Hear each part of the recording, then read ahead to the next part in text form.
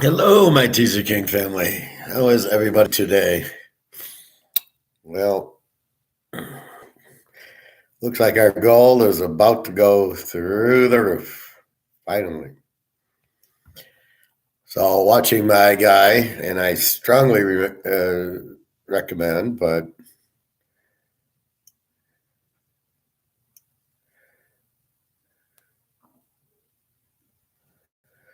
it's number 109 of my guy, and my other guy's on it. So, both the Brits are on. This is a very, very good one. And we're going to go through a few of these. Interesting. This is hugely interesting.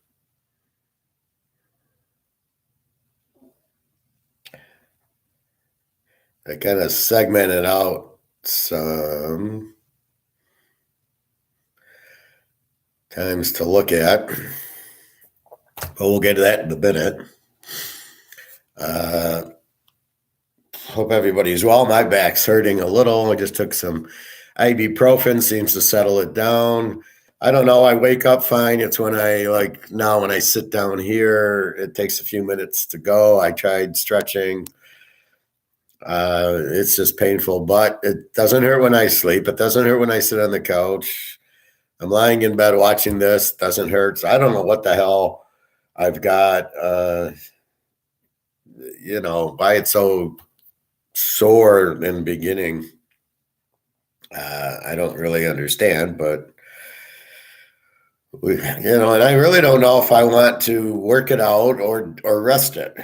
So I've been trying to work it out, although there's a turn exercise I do in the pool that I'm not doing. So that's one thing I'm trying to avoid. Come on.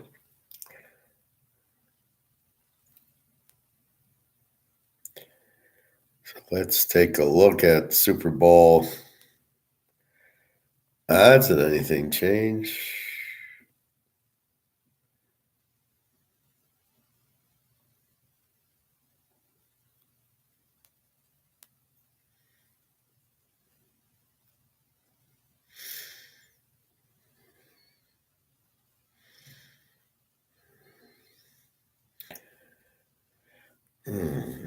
From what I think, I don't think KC's going to go favorite in this game.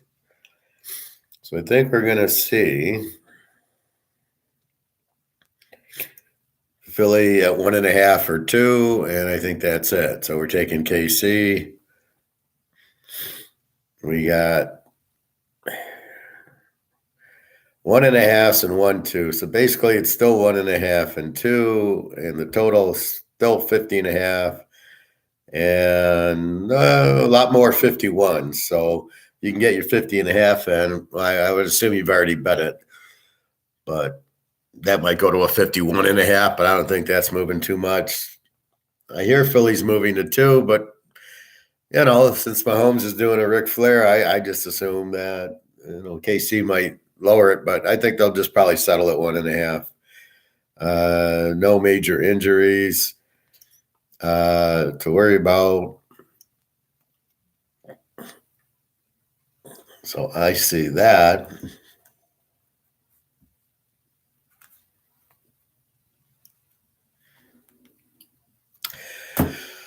I see that as your line. So go ahead, take your Kansas City as the dog with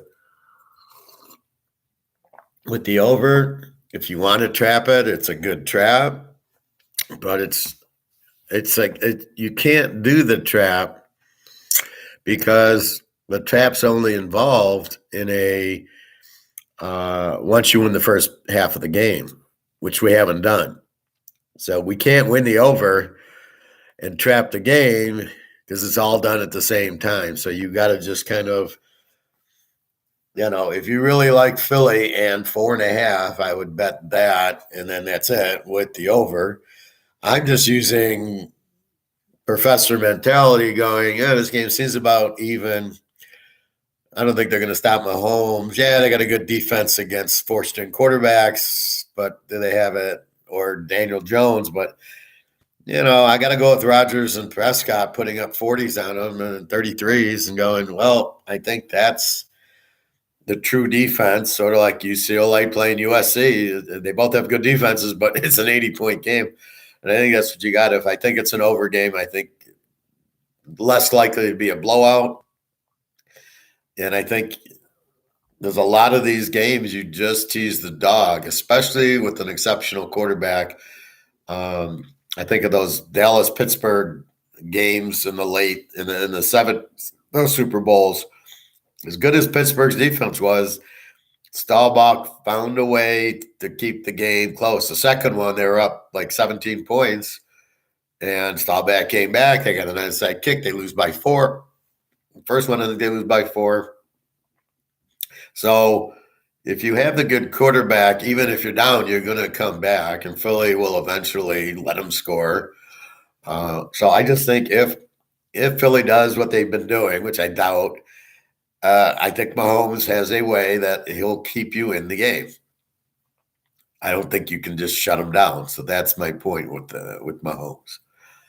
So I'm going to wait a little bit to show this gold thing. Went and bought silver yesterday. I bought 10 ounces. I was really struggling, and this is the math I used. So I was like, he had some quarter ounces for $5.70, and he had some tenth of an ounces for $2.30. And the spot price was $18.88 or something like that. So with that said, I'm going, well, I can buy a tenth of an ounce for $2.30, or I can buy my 10 Buffalo ounces for $2.50. Roughly, I think it was $25.70 an ounce. So it was $257. And I'm sitting there with 300. So I'm like, either going to buy the 10 or I'm going to buy the gold. What do I want to do? And I'm hemming and hawing. And then then I do the math. And then something hits me and I go, okay, gold goes to 50,000 as I expect. That's worth 5,000. It's a tenth of an ounce. Maybe 5,500. Okay.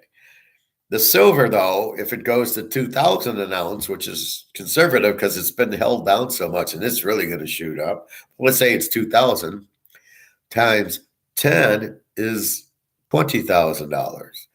So when you look at $20,000 compared to $5,000 for the same $250 I'm going to spend on it, it's a no-brainer. So you go, okay, I'll buy the 10 ounces of silver. Now, again, since gold's at 2,000 and you're saying 50,000, it's only going to go up 25 times. Silver to go up to 25, if you moved it up 25 times, 25 times 25, whatever the hell that is. 30 times 30 is 900 to keep it simple. Or is it 9,000? I think it's 900. No. 30 times 3 is 90. Yeah, so that's 900. So really, to get on the same scale, you're looking at about $750 an ounce for silver to then kind of break even. Do I buy the tenth of an ounce gold? I mean, I got 300 to spend. The tenth of an ounce, but it's gold, and the 10 ounces of silver. So I decided to take the 10 ounces of silver because I assume it's 2,000 an ounce. I've got my back's kind of relaxing now.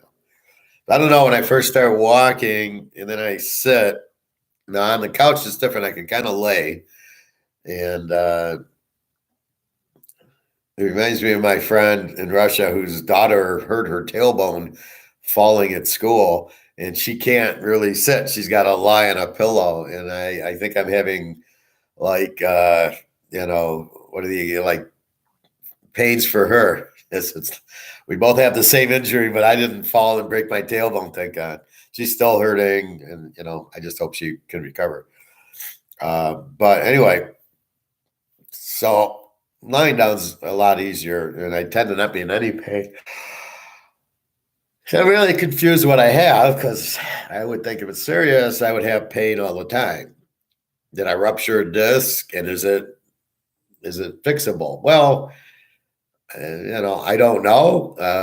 I think what happened, I was swimming and it was bothering me. Then it kind of was getting better. And I took a quick look to see the time because they have a big clock, digital clock on the wall, and I felt it go then. And okay, so I don't know if it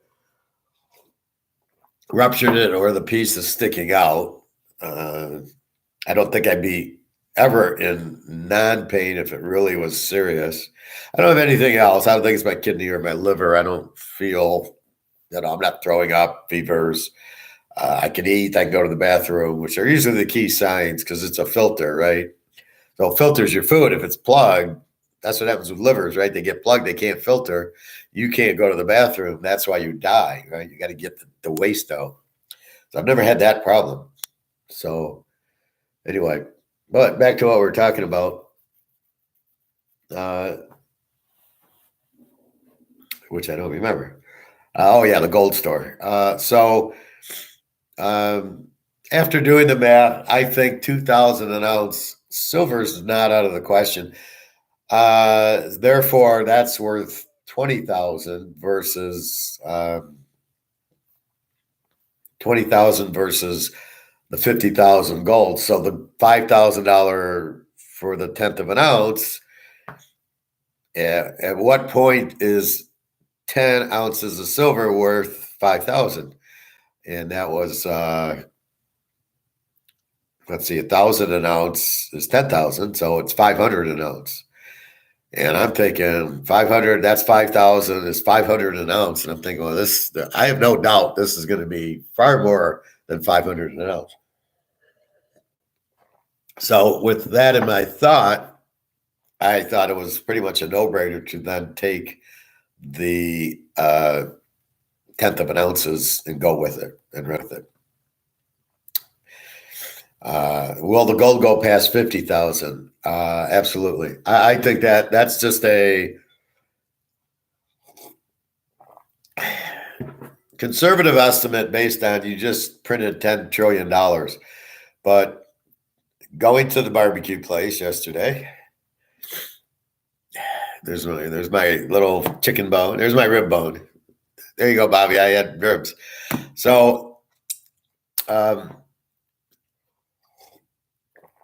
with that said, how am I coming up with 50,000? Well, one of my guys, one of the shows. Two, it's probably going to be a lot higher than that, but it won't. The problem you have to understand is this is going to zero. Gold isn't really going, nothing's really going up. This is being deteriorated. You keep with the paper and the rest of the world's going to gold, you're fucked. Nobody wants it, but you're fucked anyway. Nobody wants to trade with you because I don't want something not backed by gold when the rest of the world's going to go back currency and they'll go digital, but it'll be backed by gold. It'll be physical gold backing the digital or something like that. And there'll be paper money. But at the end of the day, that's really what you want is the currency backed by gold because you can't print it to death like we're doing, like everybody else who had it.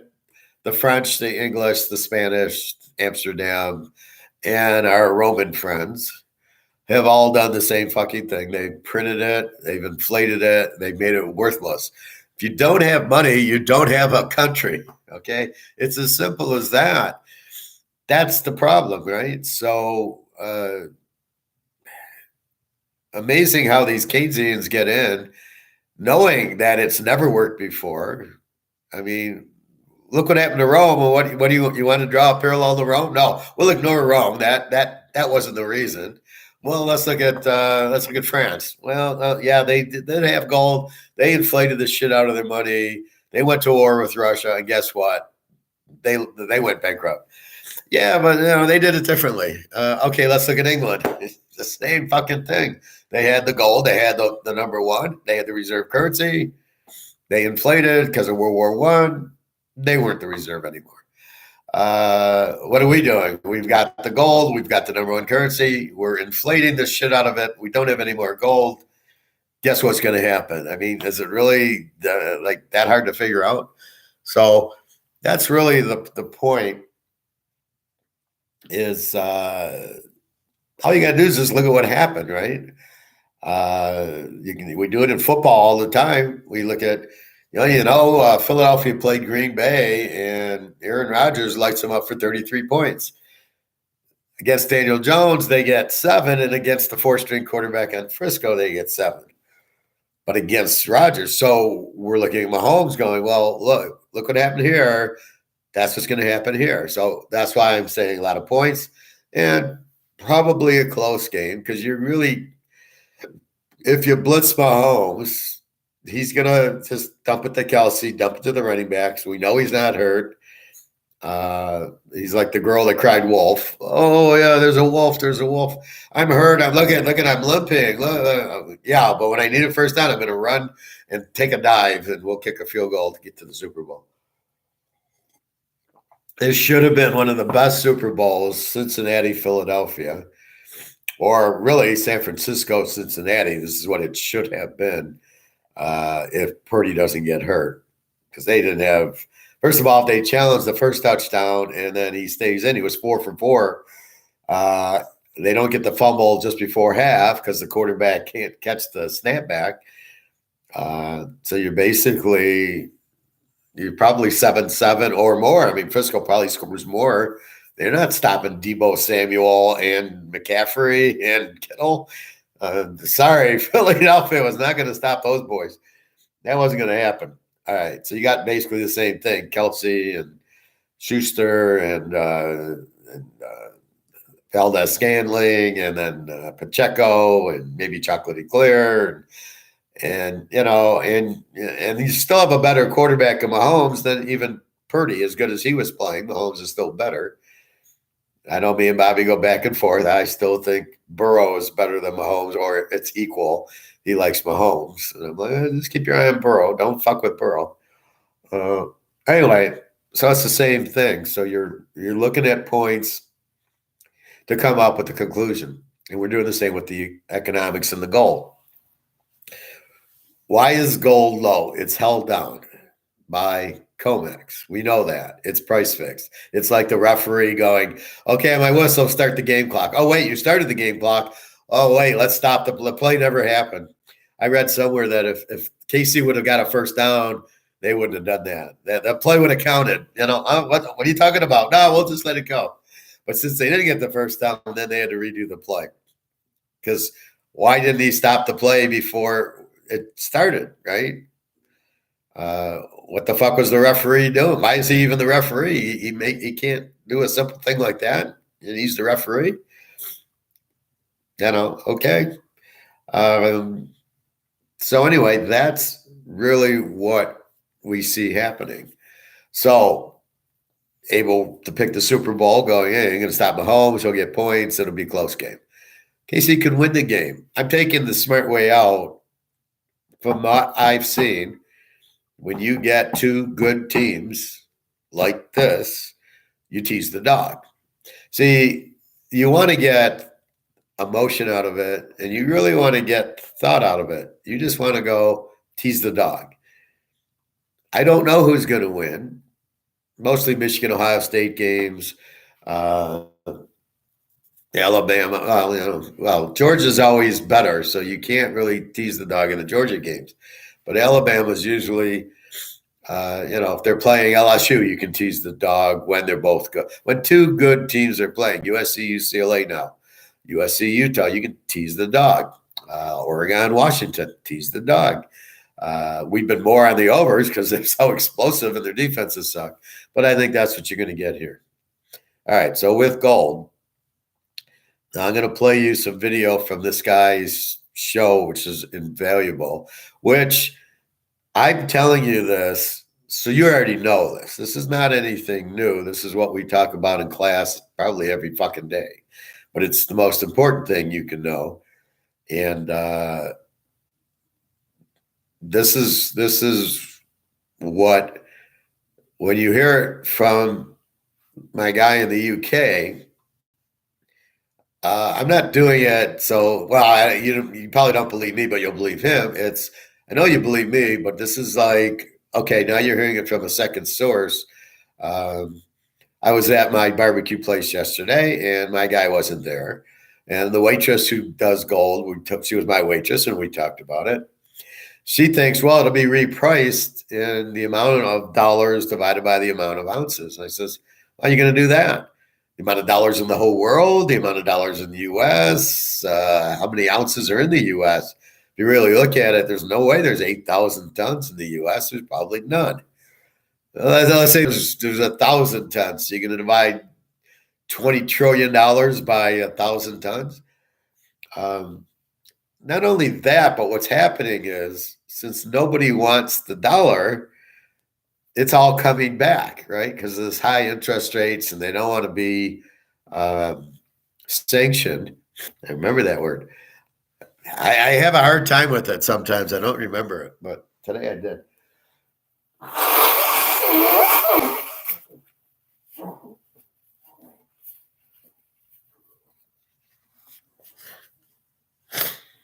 So, with that said, nobody wants to hold dollars.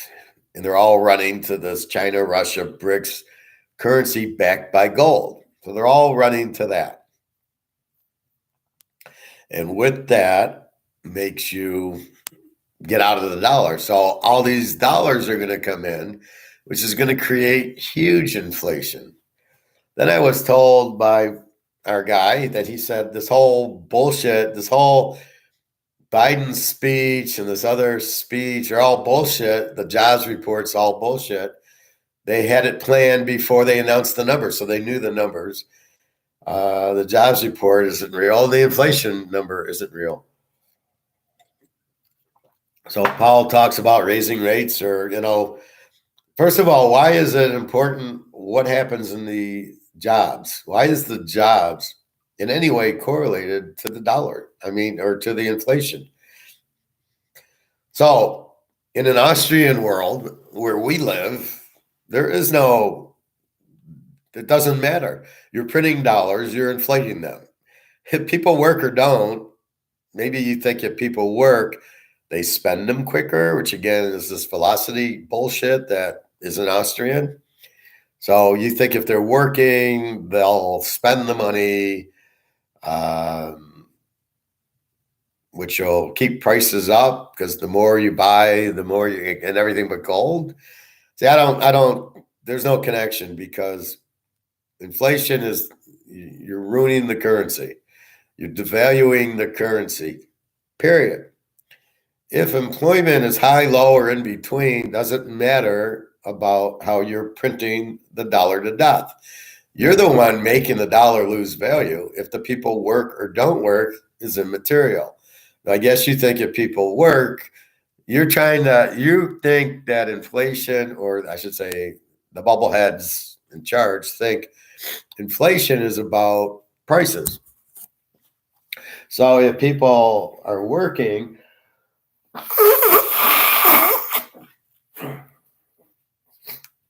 pardon me, pretty much done with my cold, but yeah, it's a little plugged still, but I'm not sneezing and I don't have a fever. I know my voice is a little bit froggy, but anyway, so they think prices are what it's about. And if the more the people are working, they'll drive the price up, which isn't true. They don't understand market. They don't understand Say's law. They don't understand the whole thing of, if here's your market and here's your prices. So if people are working, is the market changing? No. You might not buy steak if you're not working. You might buy hamburger, but the market's the same. You're not going to pay $10 for hamburger. You're not going to pay $20 for steak if you're working or not. So if I'm working, I'm still not paying $20 for steak or, $3 for a 2-liter Coke or, $5 for Oreos and $10 for Cheerios. That's the market. The market is the market. That's what it is. So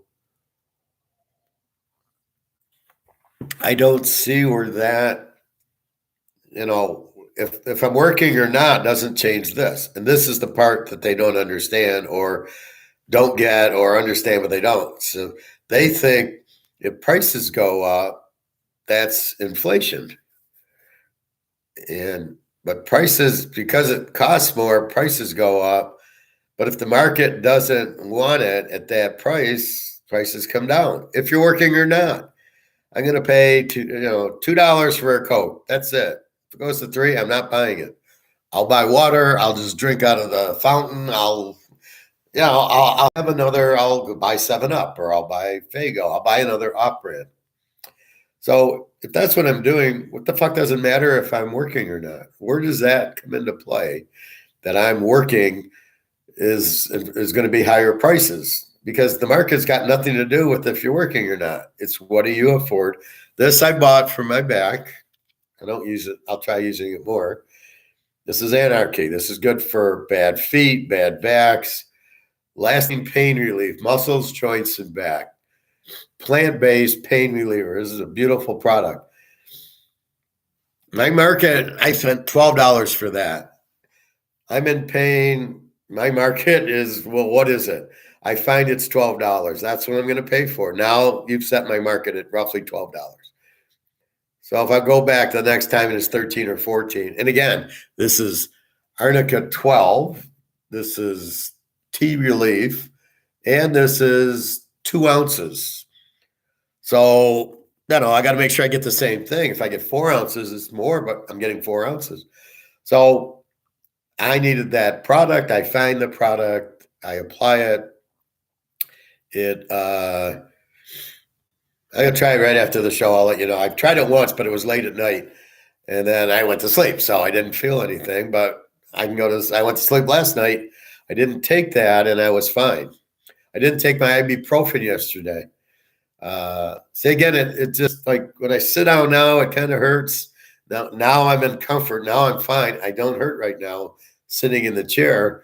So it kind of is a really weird, I don't know what the fuck I got, but I wish this pain on nobody except for the Dark Lords and, Putin, Biden, let them get it. So with that said, why they're connecting it. So they're going to raise interest rates because in their idiot minds, Powell and his buddy,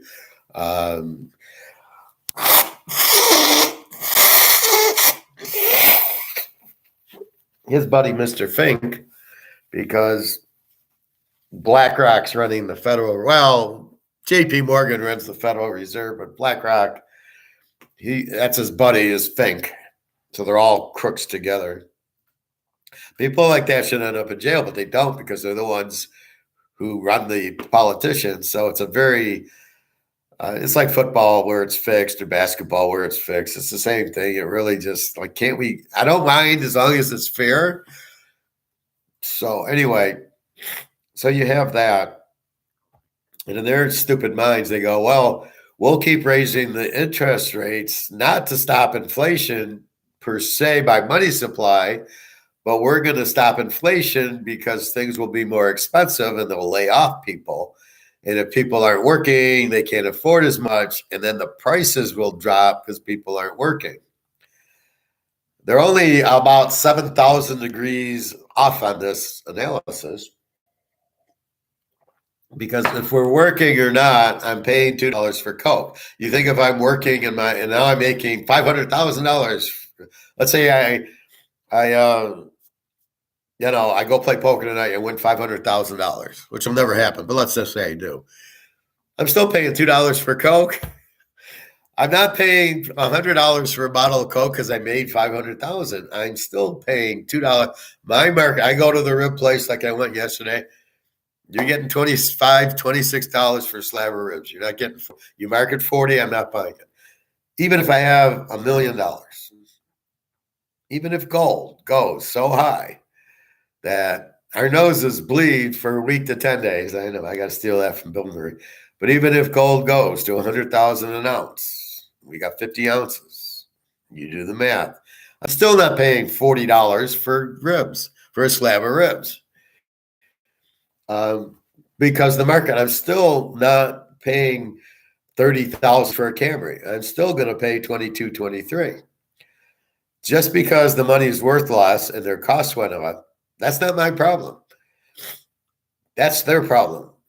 So they got to come out and either get substitute parts or lower their price, and then they either lay off people or get rid of the plant or consolidate or go back to Japan, whatever they want to do. We have a global market, whatever's cheaper to buy and make your Camry, you need to find a way to make it for the $25,000 market. So if I'm not working, I'm not going to buy a Camry now anyway because it's too much. So if the market again is 25 and they're selling them for 30 and everybody's working, you're still not going to sell it because the market says that. So what do I care about unemployment? What do I care? Then I remember at the bank, the guy brings up elasticity, and I don't like that term.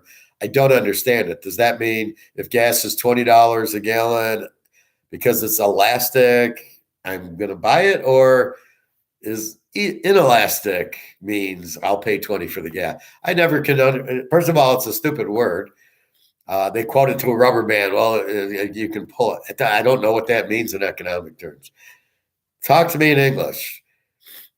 If the price of gas goes up, I'm going to pay for it because I need it. Now, I don't know why you need to call it elastic or not. I don't give a fuck.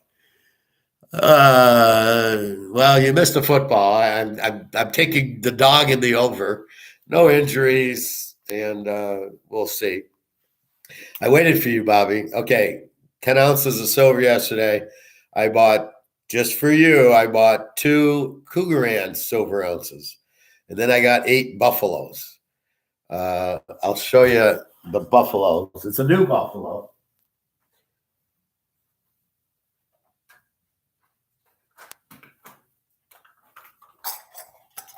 So I assume this is the 2024 buffalo or 2023 buffalo.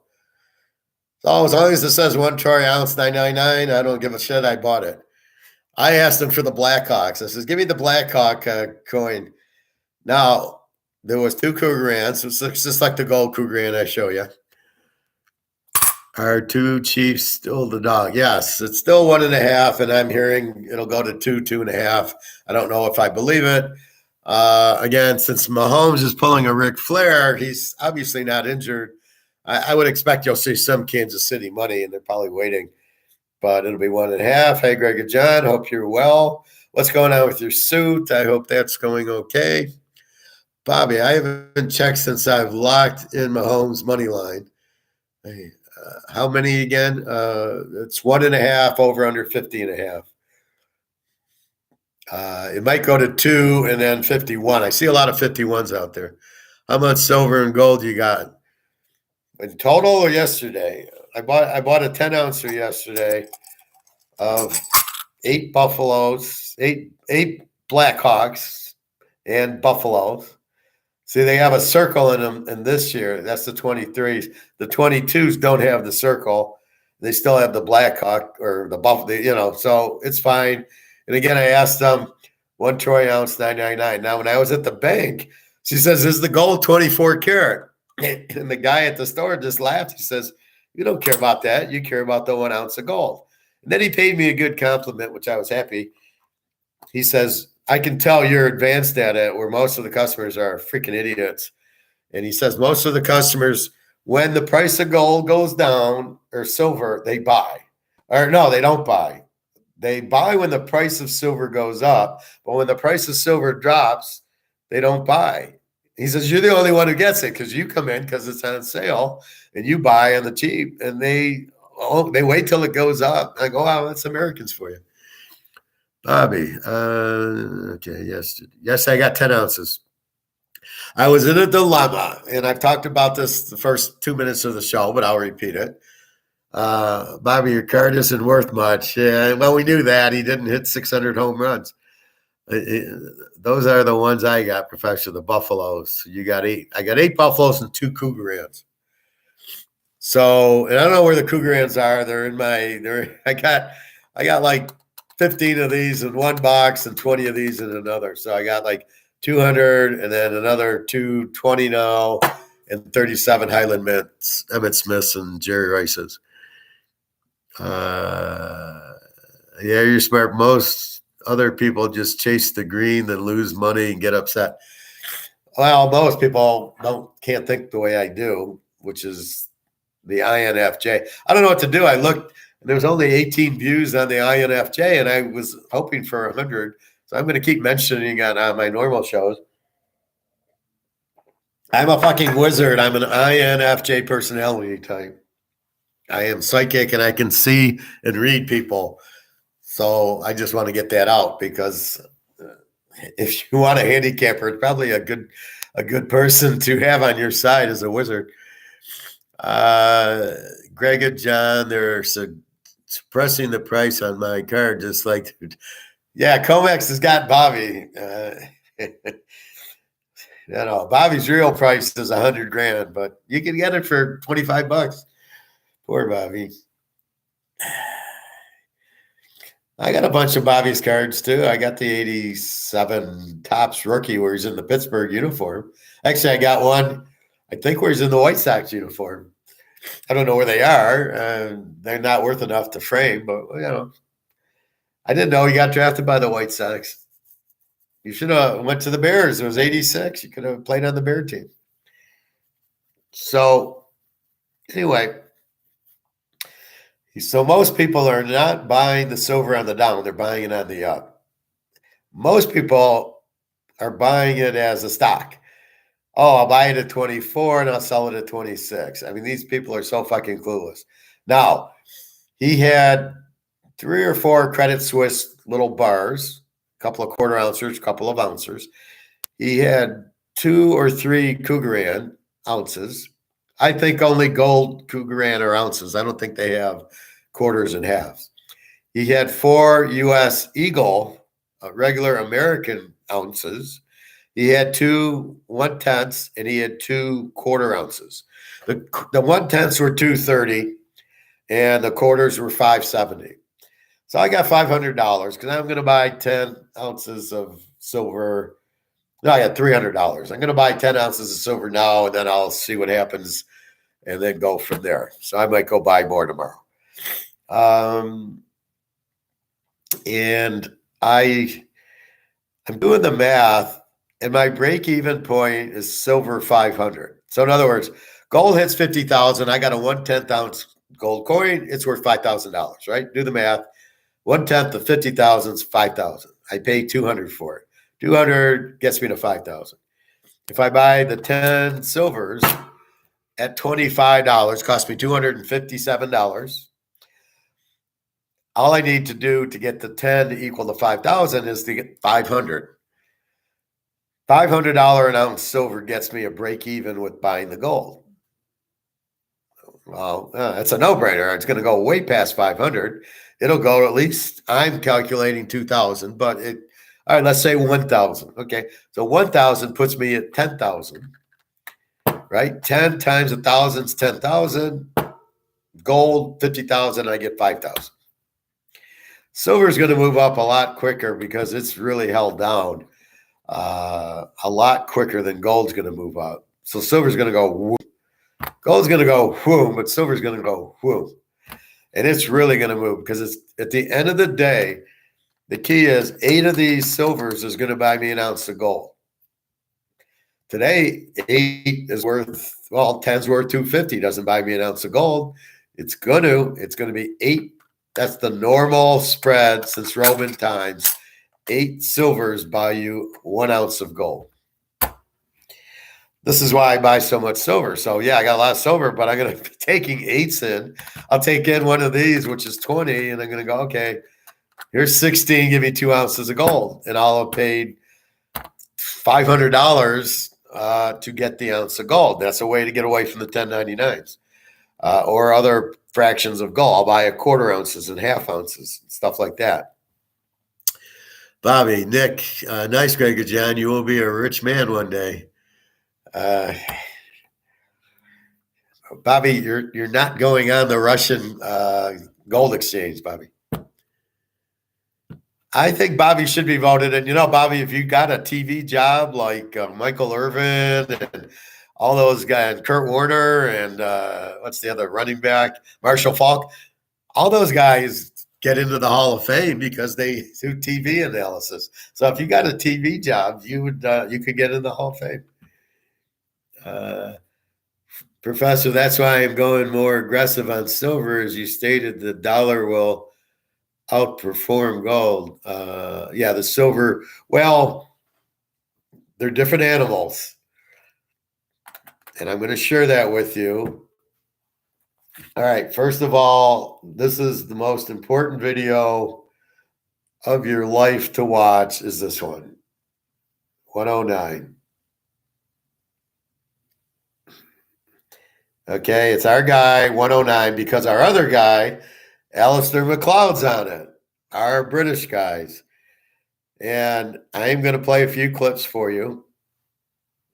I waited for you, Bobby, so I didn't have to do it twice, and you could see it. Although the gold are much more attractive, well, that's why it's the gold standard. The real reason it's the gold standard is not only the beauty of gold, but it's indestructible. This you can destroy. You can destroy silver. You cannot destroy gold. You can melt it. Look what happens. Look at Money Heist. They melted it into pebbles and then they melted it back to bars. This you can destroy, right? You can destroy this. My Cougarans are here, but I don't know which one I put them in. I put them in with some Maple Leafs or London or whatever. But I just thought I'd get 10 now because I was debating what to do with my gold. I still might get some more quarters before the shit hits the fan. But after watching this, you'll realize what's going on. So Russia's come out, and then they did an article in the Russian, the Tsar, or, the Joe Stalin News, whatever they call it. And their finance guy, and they're all in on gold. Their currency's backed by gold. There are so many countries that are off the dollar. Now, when you get off the dollar, it comes back here. Guess what happens to inflation here? It goes through the fucking roof because our dollars are out, right? They're not in the US. They're in Germany and France, and they're in Japan and China. What do you see? China is giving us back our bonds at $1 trillion worth. As all that money comes in, that's inflation, right? That's now the money's here. Inflation's going to the moon. No, I didn't buy gold. No, okay, I'll tell it to you again. I'll go slow, Bobby. I got 8 buffaloes and I got 2 Cougarans, 2-ounce silver Cougarans. Never seen them before. I asked the question. So the question is, this says 1 troy ounce, 999, right? We can all see that. 1 troy ounce, 999 silver. I don't have a problem with this. The Cougarans don't say that, though. They say 1 troy ounce, but they don't say the 999. So I asked the guy point blank, so when silver hits 2,000 an ounce, am I going to have a problem getting the 2,000 for the Cougaran? He says, no, it'll be fine. Now, one thing he did say, which bothered me a tiny bit, was it's based on condition about the customers. So if somebody's coming in to buy and he sees a scratched, buffalo, and he sees a pretty buffalo, he's going to want the pretty buffalo. So he says, I would make sure you get the best condition. Now, I had gotten 2 other eagles that I've never seen before that said 1 troy ounce, 999 US. But I didn't like the condition seemed off. And I said, no, give me the nice shiny buffaloes that we know you can sell. So I said, so he had in the 2023 Liberties at 35 an ounce, not 38, Bobby. You're going to the wrong guy. 35 an ounce for the 2023 Liberties. So I said, silver's now 2,000 an ounce. How much do I get for the eagle that I'm paying 35? He says 2,000. How much am I getting for my buffaloes? 2,000. How much am I getting for the Cougaran? 2,000.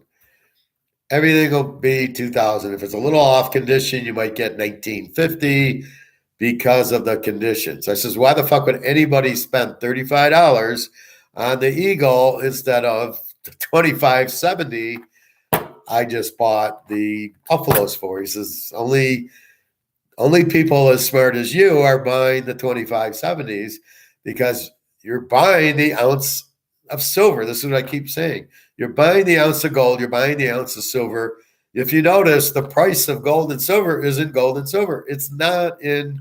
Oh, you got a buffalo. That's one price. You got a Krugerrand. That's another price. You got an eagle. That's only gold where it fluctuates. But even then, it's still a wash. So gold's 50,000 an ounce, but I got a Krugerrand and he gives me 49.9. Do I really give a fuck?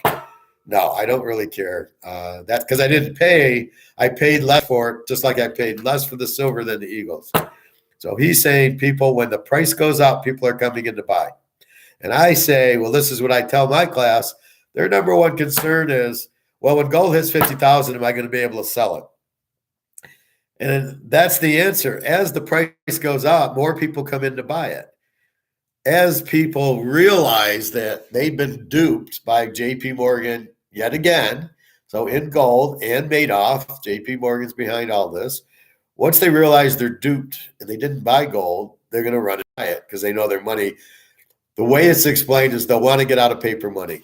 So once they know the money is worthless, they're going to buy gold at any price, as much as they can afford, which means they'll probably buy the 10th of an ounce and quarter of an ounce will be highly in demand because they'll have 5,000 to buy the 10th of an ounce and they'll have 12.5 to buy the quarter ounce. So they'll have that money. They won't probably have the 50,000.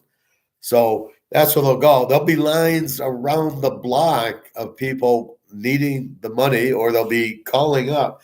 That's what's going to happen. So I bought 10 ounces of silver yesterday, Bobby. 8 buffaloes, 2 Krugerrands. Okay, you got it, 10. I bought 10.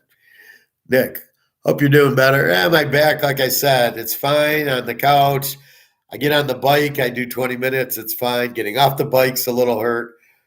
In the pool, I've stopped my twisty exercise, but I was able to walk in the pool pretty good yesterday in the hot tub. I got to put more of this on it. So this is like really good if you have like your feet hurt you in the back. This is like a herbal thing. And these herbal things, are much better than all the bullshit they sell over the counter. So yes, thank you, Nick. If Super Bowl goes well, running right to the coin store Monday. Yeah. Also looking into fractional gold.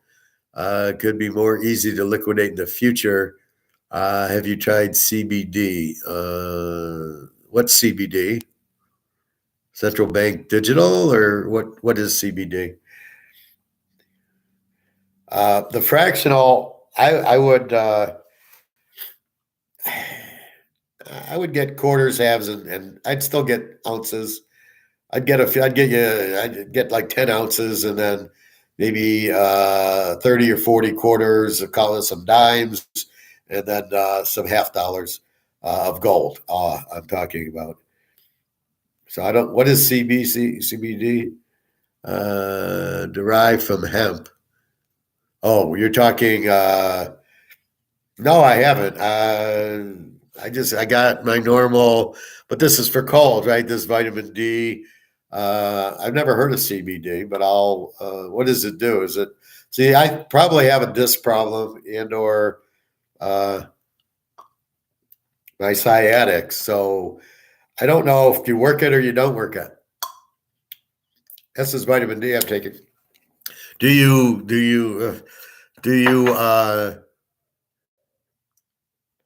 am I hurting myself stretching and I should be resting, or just icing in this, or do I actually stretch it out? This I don't know. I'm hearing to stretch it out, but we'll see. But I'll check into CBD. Let me write that down. I like the herbs and spices and stuff like that. I really don't like, I've got some ibuprofen, which does help my back, but I don't know what else it's fucking up. So when I really get sore, I go to to my little blue ibuprofens and take those. All right. So yes, but you got to be quick. So we are going to play a little bit from here. Okay. I got 3 spots picked out. You will thoroughly enjoy it. They will thoroughly answer all your questions that even though I answer them, you're going to get them again. You drew attention to Sergei Glazev's recent article in a Russian newspaper telegraphing basically settlement of trade between a wide range of members of the SCO. So I think it's a great place to start. Alistair, please share your thoughts, my friend. Yeah, it is. I mean, we live in fascinating times. I mean, gold bugs like me have been saying, gold is money. I mean, legally it is.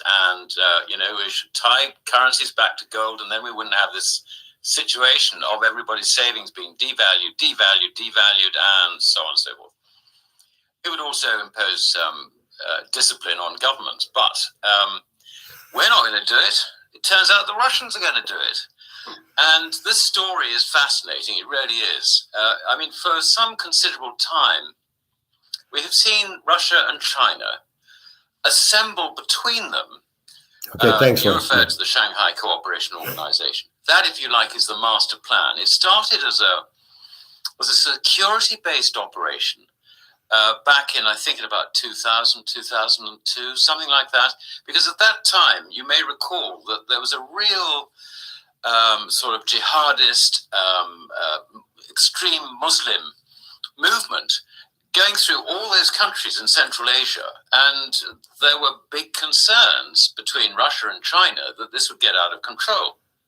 So they formed this union along with the nations, if you like, in that area. And it's expanded and expanded. And it turned from a security organization into a wider economic union. Now, it's a loose union. It's not like the EU where, you're under the thumb of Brussels and Brussels does all the regulations and all the rest of it. No, the way this works is, you're part of the Shanghai Cooperation Organization. There are other countries which are members. There are other countries which are dialogue partners, and there are other countries which are associates.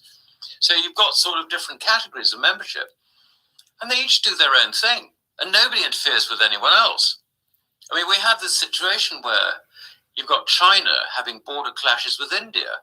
Both of them are members of the Shanghai Cooperation Organization. They've got their own sort of political agendas, and nobody interferes with anyone else's.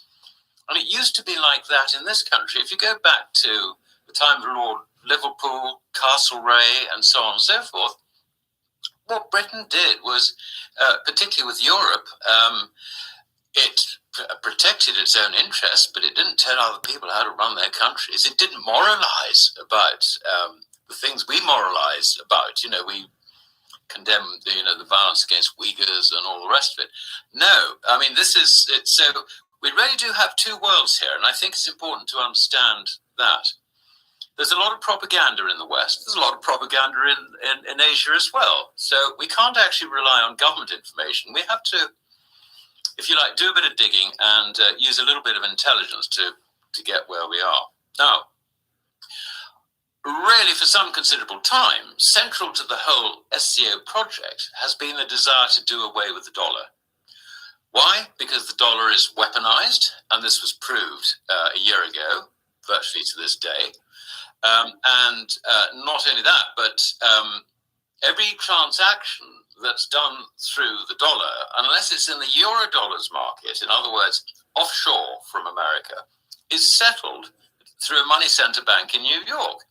So the Americans have the intelligence about all the trade that's going on, whether it's buying copper or whether it's selling, widgets from, say, Taiwan to Uzbekistan, whatever it might be.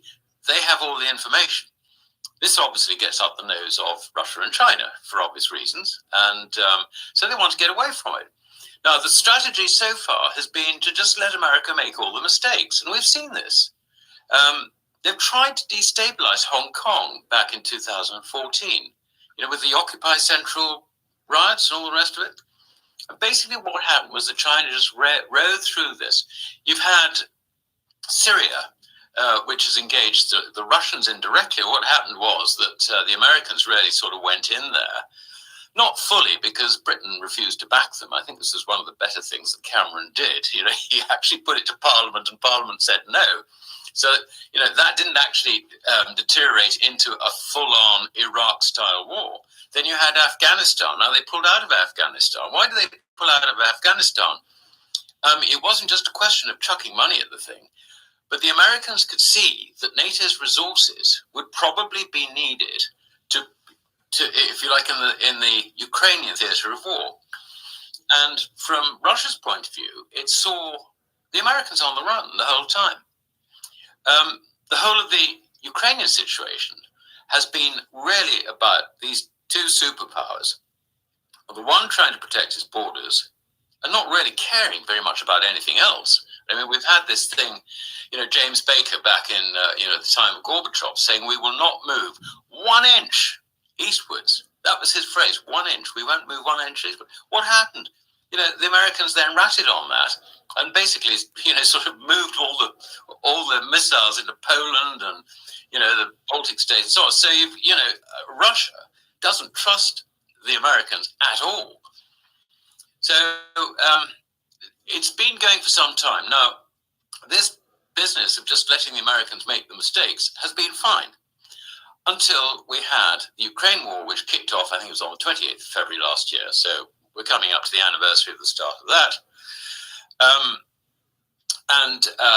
What happened then was that this financial conflict really came out into the open. I mean, not just the military one, but the financial one.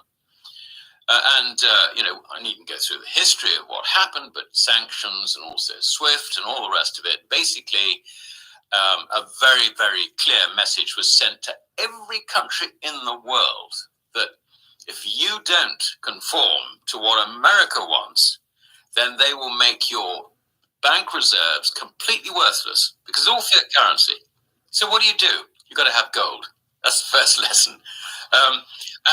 The idea that they could sort of ring fence and stop Russia selling its oil to its major markets, it just completely backfired. The other thing they underestimated completely was the resilience of the Russian economy. I mean, the Russian economy is a production-based economy. It's not a financial one like ours. I mean, we're used to sort of getting the Chinese to make this and that and all the rest of it. No, Russia makes its own stuff. It's also got some very good friends making similar stuff with a similar attitude. So it's got the resources when it comes to chucking, men, missiles, everything at a problem for longer than anyone else dare continue. I mean, these are not people you take on lightly. We now have the situation. All right, so we'll go back to that in a little bit. So as you can see, why we talk so much about gold and silver and what's happening, and that really highlights it. This guy's from the UK. He's a broker, Austrian economist. He's in the gold and everything. So when he talks, I listen. When most of the U.S. guys talk, I tell them that they're all idiots because they don't get this. And he's talking, yes, there's the paper gold and the physical. And a little bit, I'll jump ahead a little bit, and we'll see how they're all into the gold. And they're having their money backed by gold. And all these countries are getting out of the dollar because of the weaponizing, which means they can say, we're sanctioning you. You don't want to sanction people unless, if we really dig into this, why are we doing this? Us, we being the U.S., we want the dollar to collapse, or whoever's in charge, J.P. Morgan and this BlackRock guy and this Vanguard guy, obviously want the dollar to collapse. Because nobody can be this fucking stupid, right? So that's really what nobody thinks about. That's being an INFJ thinks about is why are we forcing everybody out so it looks like they laughed, not that we fucked. We're fucking our currency on purpose. We're blowing up our currency and our economy on purpose. And the only answer I come up with, thinking logically, is because China's running us and it benefits China if we're out of play. And that's it in a nutshell. It's the Hunter Biden thing. It's the Joe Biden thing. Whoever he really is, whatever actor's playing Joe Biden. This is how I see it. This is what's going on. So you either bury your head in the sand, or like an idiot, I round the hot tub going, buy gold and silver, buy gold and silver. Oh, no, I'll be fine in dollars. Okay. Or some idiot at the bank trying to sell me an annuity. And I'm like, I'm about 12 levels ahead of you. You are so fucking stupid. You're working at a bank and you're talking to me about elastic, which I don't even know what it means. I mean, I think hamburgers are inelastic in the fact if it went to $12 a pound, you wouldn't buy it. But gas is elastic in that no matter what the price, one of them is no matter what the price you have to buy it. The other one is you won't buy it. But what they miss is Say's law, right? They miss the substitution effect. So in other words, if New York strip goes to $25 a pound, we'll buy Delmonico's at $11 a pound, or we'll substitute it. They want to call it elastic and elastic. I don't know what the fuck that means. I know what buying a substitute in Say's law means. So you can tell they're Keynesians when they start talking like that. And I said that to the guy at the bank. I said, "What the fuck? You want to talk about elastic? You're Keynesian and you want me to have a conversation with you? I already know you don't know anything. That's because you're a Keynesian and you don't know what you don't know." But so he tried challenging me, and I go, no. I'm an IEFG. You don't challenge me. You can't challenge me unless you really bring something that makes it make sense. Anyway, so that's new. That was on this morning. I was watching it before this to pick up some stuff. So there's a couple more clips I'll play. I don't want to bore you too much with the whole thing at once. It's 109 on Kinesis Money. It's the latest one, and I've shared this channel with you before. So we'll get to a few more in a little bit. Otherwise, so this is going to blow out real soon. It says Russia's really needing to do it in China. So they're going to get the currency out, back it by gold, which is going to raise the price of gold, because if you have $1 on gold, the price of gold goes up. So that's really what I'm excited for us. I'm not happy that, the U.S. is collapsing, but on the other hand, they're doing it to themselves. There's nothing we can do. All we can do is be smart and try to, how do we survive this mess? And this is the way, is gold and silver. I mean, I would, right now, I'd still try, I'd still try to buy an ounce or two. And then I'd buy quarters and dimes. There's dimes, they're 1/10 of an ounce. They're little, look like about the size of a dime, quarters and halves. But you still want some ounces. What if you want to buy a house or, Mercedes? You don't want to walk in with a bunch of quarters. Here's an ounce or two. And they're really a better value. The ounce was $19.80 yesterday for the American. The quarter was $5.70. So if you add 4 quarters, that's what, $11.40. It's $22.80. So for the ounce of quarters, 4 quarters is $22.80. I can buy the ounce for $19.80. So I'm $300 cheaper by buying an ounce than buying the quarter. So take that into account. Also, Nick and everybody else, that's why you buy the ounce, because when you divide it, even the 1/10 of an ounce is with $2.30. So I bought 10 of them to make 1 ounce. It cost me $2,300. I could buy the ounce for $19.80. Why would I want to spend $2,300 for an ounce when I can spend? So what I do is I'll buy I'll buy a couple of tenths. Okay, that's $4.60. Okay, here you go. I buy a couple of quarters like I did last time, was $11.50 versus the half, right? It was cheaper to buy the half than the 2 quarters. So I bought the half. And that's kind of how what am I going to spend? But you don't want to buy 10 1/10 and spend $2,300 when you can buy the ounce, provided he has it, for $19.80, right? So why spend an extra $300? You're still buying the ounce of gold. You can still trade it in for 2 halves or quarters, but you're going to not sell. I doubt you're going to sell the ounces. My ounces are going to buy me a house. Where I'll be somewhere in Europe, or, I don't know where I'll live, but I'm free to go where I want now. And I might just, I I might rent an apartment or buy a house, and here's an ounce of gold, and I just bought a house with it. So I'm not going to be 1099. It's going to show I bought the house, and off we go. So you want some for big purchases, a house, a car. You want to buy a Mercedes, probably a half ounce will buy $80,000, $90,000 Mercedes. Keep in mind, when this blows up and this goes to zero, you don't need gold priced in dollars. Gold will be priced in gold. It'll be, what does gold buy? And no, you're not going to take a quarter ounce of gold to buy this. You're going to take the quarter ounce and you're going to buy this, and you're going to take this to buy that. You're not going to take your quarter ounce and buy it and try to get change. Or I'm not going to take this. Don't spend this now. So I'm at the store. So I went from the coin store to the barbecue, right? So I'm showing my waitress this because she's into it. And she liked it. It was shiny. And then when I'm sitting there going, but I'm not going to pay for the meal with this because it's only worth $25. The meal was like $25. And I says, I'm going to do that now. I'm going to get $2,000 and I'll take the paper and then I'm going to pay you in the paper. I'll never pay you in the silver. You don't want to use silver like that. That's the last thing you want.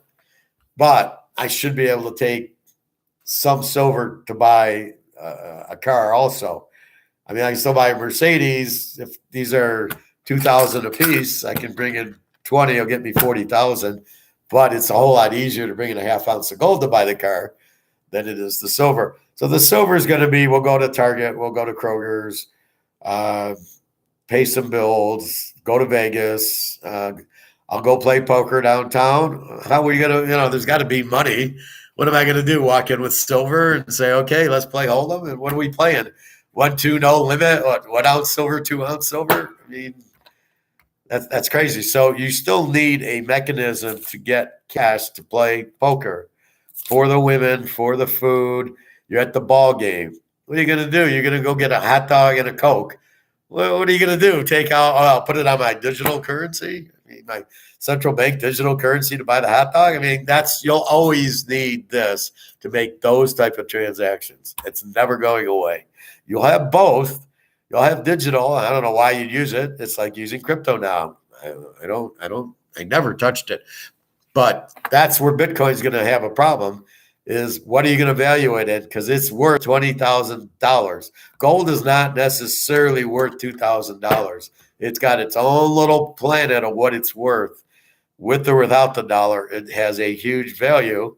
Look at the Romans. They did not have dollar. They had coins that were gold and silver and had values.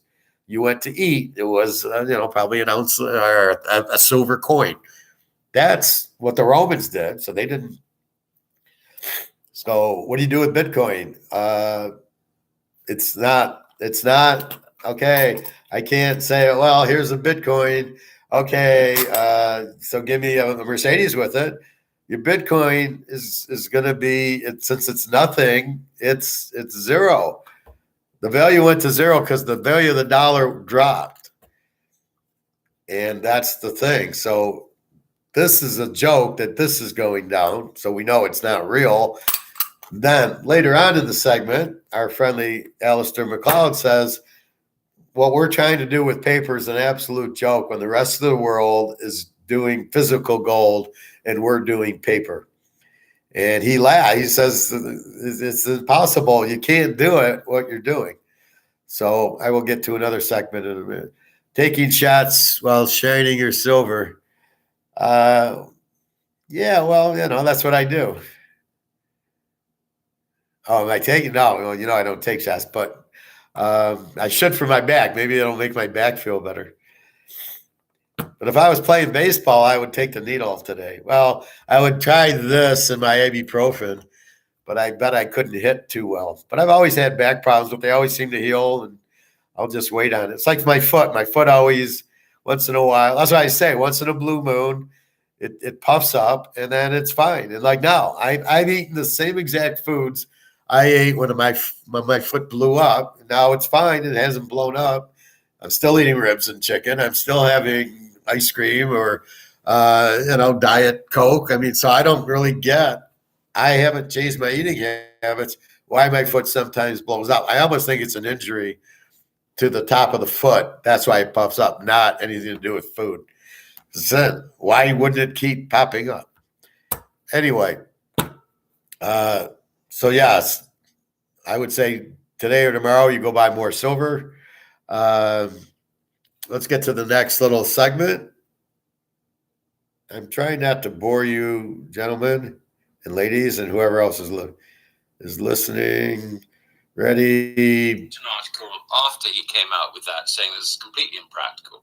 And I produced a number of charts that showed that, the best way you could do this was literally just have a currency which is linked to gold, simply because if you look at the gold price of all these commodities, basically the gold, these commodities and gold just move sideways. I mean, at the very worst over the last sort of 50, 60 years, the oil price has sort of doubled in gold.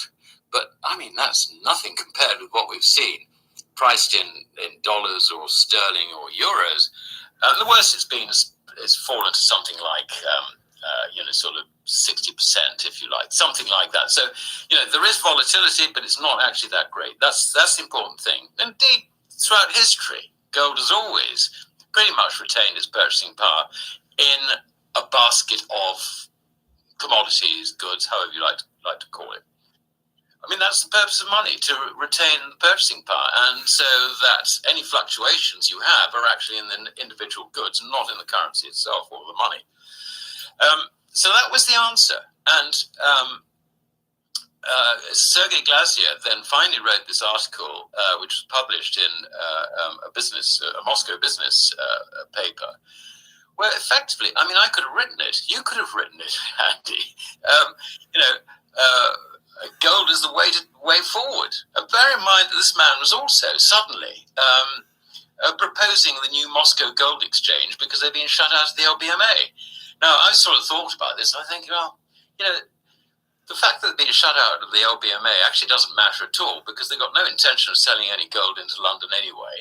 He's talking Russia selling to London. All they needed to do was provide an alternative to, the existing mining industry, and that's basically what this new Moscow exchange was doing. But you could see that with that, and then with Glazier's article on the 27th of December, he said we want to get Russian gold mine output up from 300 tons a year to 500 tons a year. They're doing what the Chinese have been doing. They're chucking a whole load of money at getting this stuff out of the ground. Why? Well, as Glazier said in his article, at the end of the day, if our currencies are going to work, we've got to go onto gold to protect ourselves from the collapse in the West. Now, I just want to go back to around about June last year, when there was the St. Petersburg International Forum. This, if you like, is rather like the World Economic Forum, but in Russian, and for rather a different sort of attendee. About 81 governments were represented at that, along with 14,000 attendees, and it was a great thing. But Putin stood up in that and said, why would you want to hold in your reserves dollars and euros, which at that time were losing purchasing power at the rate of 8% per annum, and when this could be weaponized against you and be absolutely useless? And why should you have your gold reserves, in London or in New York or Paris or wherever? I mean, it's just absolutely nonsense. So he primed the whole thing, if you like. Then we saw, and this is it. This is very interesting. We saw the Saudis. We could see that they were shifting towards the Russians. I mean, do you remember there was I think it was a G20 meeting back in Riyadh or something, and MBS did a sort of high five to Putin, and it was fascinating watching the body language in that, because they couldn't resist doing it, but they didn't want to show any more than that. Obviously, there were agreements going on behind the scenes, and they knew that they needed to work together. Because Saudi's problem is we've told the Saudis and we've told everybody in the Gulf Cooperation Council, we do not want your fossil fuels. Take them away. We're not going to be your customers in 5, 10 years' time, whatever it is. So what do? Well, the answer is that the Qataris did a 27-year supply deal to China for natural gas. And then President Xi comes in, and look at what happens there. I mean, compared with Biden visiting, which, he was lucky if he saw MBS. I can't even remember if he did. I think if he did, he probably saw him for no more than half an hour. Biden was coming in saying, please pump a little more oil out. Yeah, well, sure, what else you got to tell us? And President Xi comes in, and you know the pictures of the motorcade with horses riding alongside the full thing. When the jets came in, with all the colors of the Chinese flag.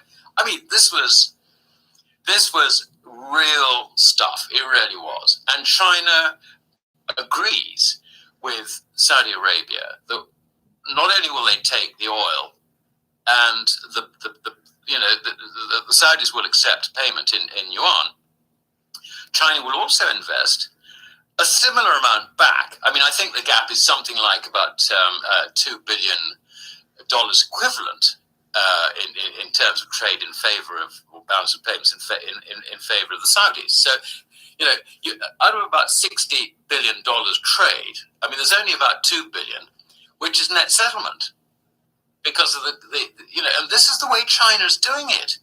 They've got the savings to do it. They don't need to print the money to do it. They print credit, yes. I mean, all banks do that, and the banks are controlled by the Chinese. But you can see that the strategy is actually quite simple.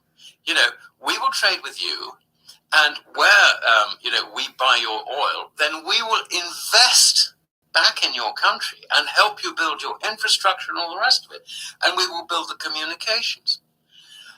What we have out of all this is really a combination of things, because the Saudis would not do this yuan deal to spite the Americans. I mean, they may wish to do that, but that's not practical.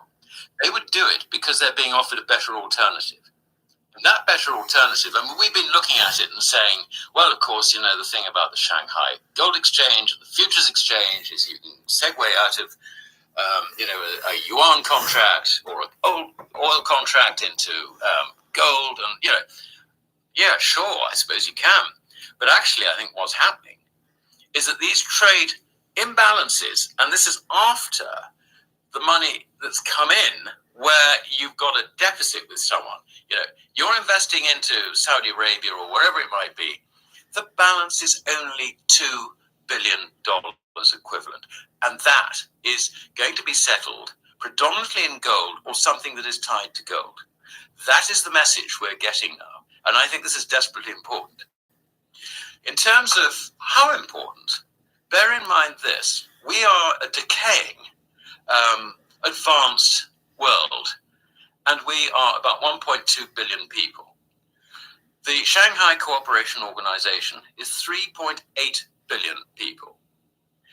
Their suppliers, including the whole of Africa, a further billion. You've got Latin America. Now, this is another interesting little development. If you look at, we've been hearing that Brazil and the Argentines and maybe others are talking about getting together and doing a common currency.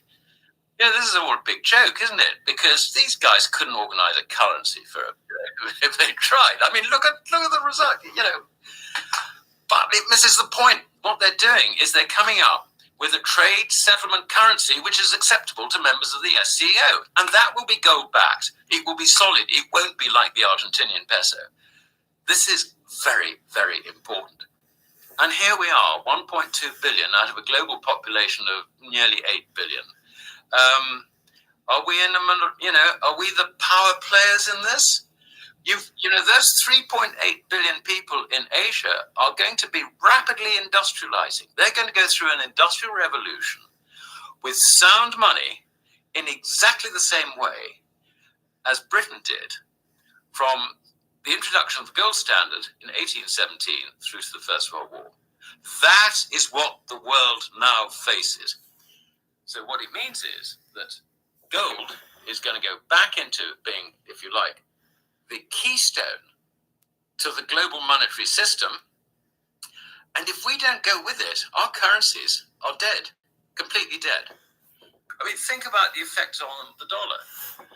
I mean, you know, for a start, this always happens. This always starts in the foreign exchanges. Now, the foreign exchanges aren't necessarily going to say, sell dollars to buy euros or sell dollars to buy yen or whatever it might be. What we're talking about is we're looking at roughly 30 trillion of foreign-owned financial assets and deposits in the banking system, which will be losing money the longer they stay in dollars. What are they going to do? They're going to get out. Imagine the impact of that $30 trillion trying to get out of the US dollar. This, I mean, a lot of it will be collapsing share prices, for example, because I think the portfolio element of this is about $13 trillion. So it's significant. It also creates enormous problems for the US government because they've been relying on foreigners to fund the debt. Foreigners turn sellers at the time when, heading into recession. The idea that the budget deficit is under control, forget it, it's going to get worse, and the foreigners are going to be selling treasuries at the same time. I mean, this is the worst currency nightmare you could possibly imagine facing the Americans. And in terms of timing on it, oh, I couldn't have put it. No, that's what I tell you every day. That's why you're getting out of this junk, and that's why you're buying this. He just nailed it. Nobody wants it. You're the fat, ugly girl, and you're the new hot girl. And that's why we run to the store and buy it, because we don't know how much time we have left before we can't get this. Well, one thing we know is this is going to the fucking moon, and he just told you, right? What's it going to do to the U.S. when everybody realizes holding U.S. dollars is not the play? You want to get out of U.S. dollars and into gold. Putin understands it. China understands it. Saudi Arabia understands it. Even the fucking Latin Americans understand it. Nobody wants to hold gold. What did he say? 88 countries are now joining BRICS and getting out of the dollar. People don't want to get sanctioned. People don't want to have these higher interest rates, because that's really what they're doing. When Powell raises interest rates, he's making it more expensive for Britain and China, or these countries to. He's making it more expensive for these countries to sell back the dollars, so they don't even want them, and they realize it's a currency that's going to zero. They understand it. He can't explain it any better, and I'm certainly here to translate. But gold will not lose its value. This, because it's not backed by gold, will. You cannot have a dollar that doesn't have an anchor to keep it down. It's got to be limited. That was one of the first things I taught you, right? So we'll go back to my note. And what does my note say?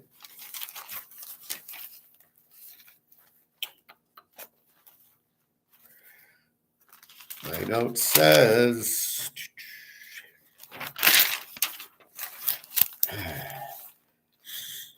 it's an exchange and it's a use. Medium of exchange, it's what everybody wants.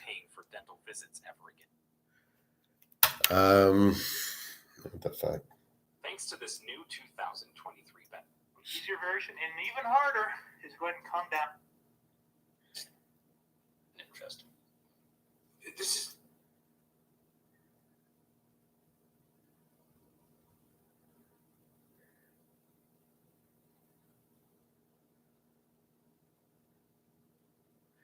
Okay. It's got to be portable. A little bit does a lot of work. It's got to be scarce. It gives it a high value.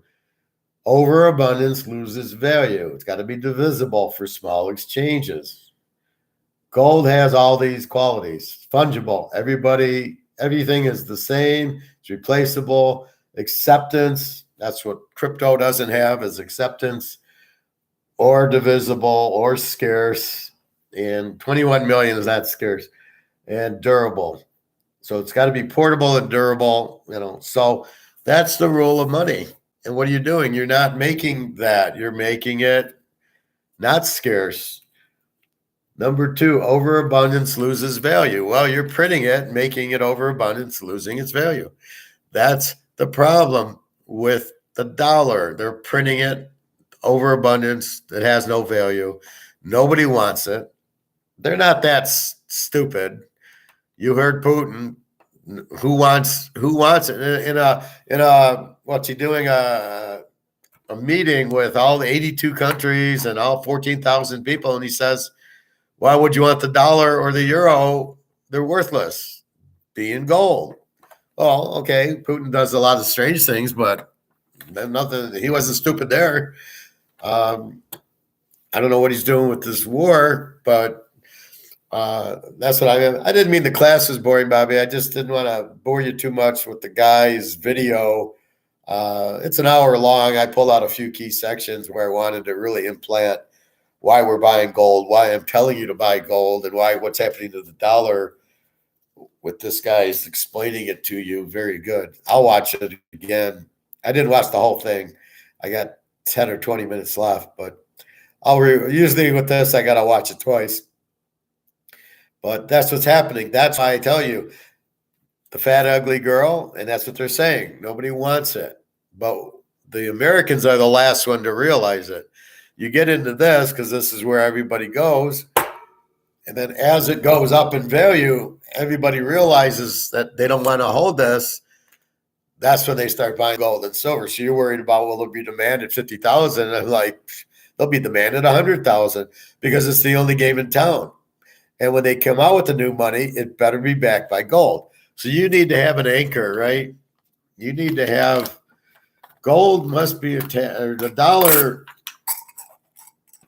So the dollar must be attached to this to hold it down, to anchor it down, right?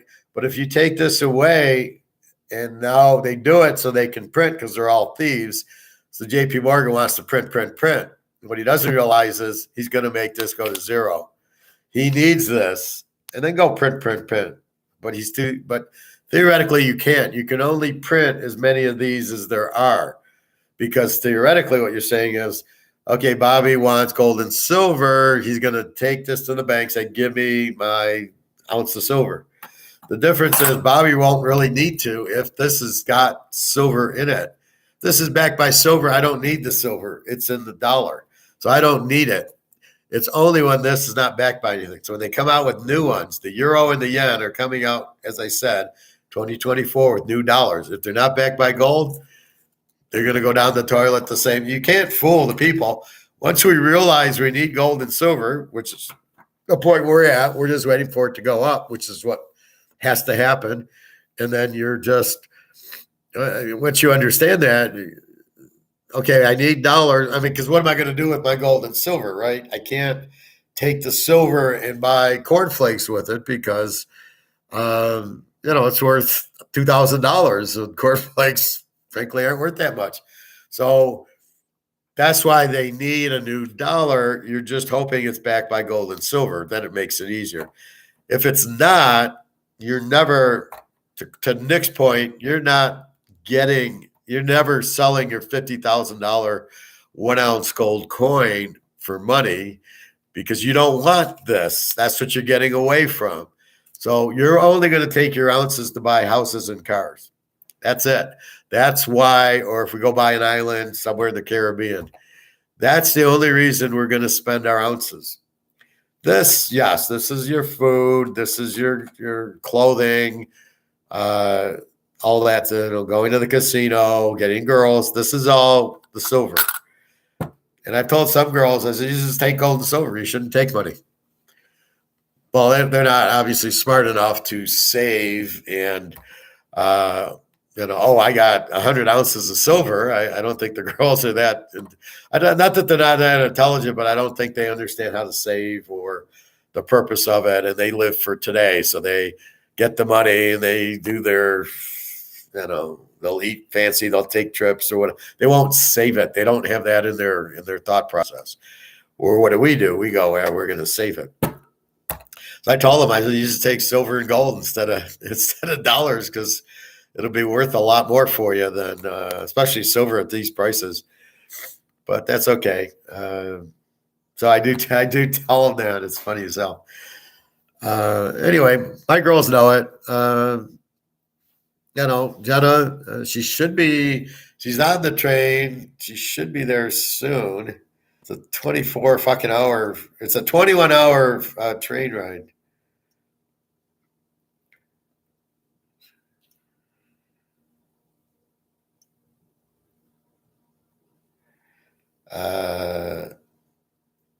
So she texted me at 5:50 a.m. her time. No, my time. So add 6 hours to, so it's like 1 o'clock. She's tired of the trip. Will text me later. Doesn't have internet all the time. So she should be there soon. But she's waiting.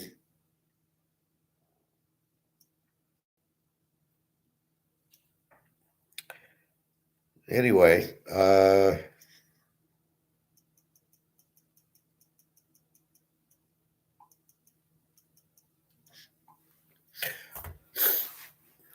that's what's happening there. But anyway, you can see where it's headed. You can see it's gold and silver. You can see it Say's law. It's why gold and silver, because that's the demand. That's where it is. Gold and silver will not need dollars. So you're going to walk in to buy food, pay for your utilities, pay for your rent, whatever you need, but they'll need a currency to exchange it. So you need the medium of exchange. That's why it's there. That's why we have this. The intent is not to take it off the gold standard and not do anything. The problem is it's been so price fixed by JP Morgan since the 70s. That is, it's amazing that it went from 3,500 to 2,000. Right? How did it get there is amazing because it's been price fixed the whole time. So just imagine when they have to take it off, and what's going to happen is Putin's going to take it off because Russia's going to have gold at a real price, not this bullshit. They're not going to use London. They don't need to trade with London in the U.S. because we kicked them out. And they said, fine, fuck you. We'll trade with China and the Saudi Arabia and the rest of the boys. You want to buy our oil, Germany? We want gold for it. And that's basically what they're doing. So they're not going to take euros and they're not going to take dollars. And that's the difference. So that's why this is going to fly. That's why I'm kind of saying you better buy it quickly. Normally this would have been a little bit longer, but you can see what's happening with the war and the sanctions and everything else that this is moving much quicker. So keep an eye on that. And I think when it happens, it's just this will, you'll wake up, this will be $500. Then it will go to 1,000 and then 2,000. I don't think it's going to go 35, 37, 42, 45. And it kills me is the guy at the coin store has that big block of silver. He says, well, when it hits 30, and I'm thinking it's already at 1,000, but you can't, that's the leap of faith, right? I'm saying this is 1,000. Okay.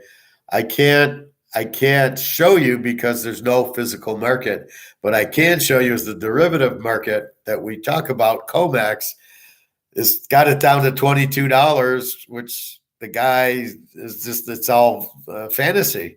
It's guy selling derivatives and there's no physical being traded. And then the price drops. It's all, these guys should be in jail. Why are they controlling gold and silver? How the fuck do you let that happen?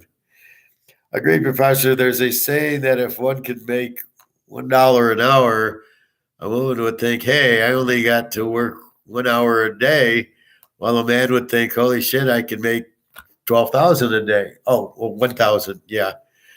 I think you said $1. Yeah, $1, 1,000 an hour, a woman would think, yeah, I only have to work right. Exactly. Well, no, I can't. That's what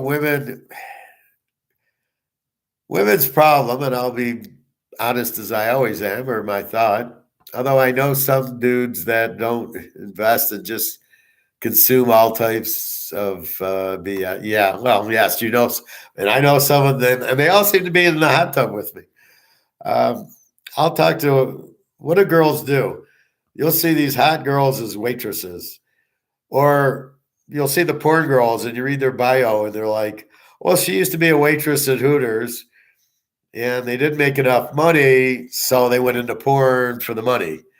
Because certainly they don't need to go into porn for the sex. If you're a hot waitress, it's probably not that hard to have sex with somebody you like as a hostess or a waitress. I like buying nice stuff too, but need to make sure my money is invested somewhere. But you need to make sure that this is not your money, that this is your money. So you need to understand which is my money. Most people think this is money. They don't understand this is the money. That's the first hurdle that I keep battling, is to get them out of here and into here.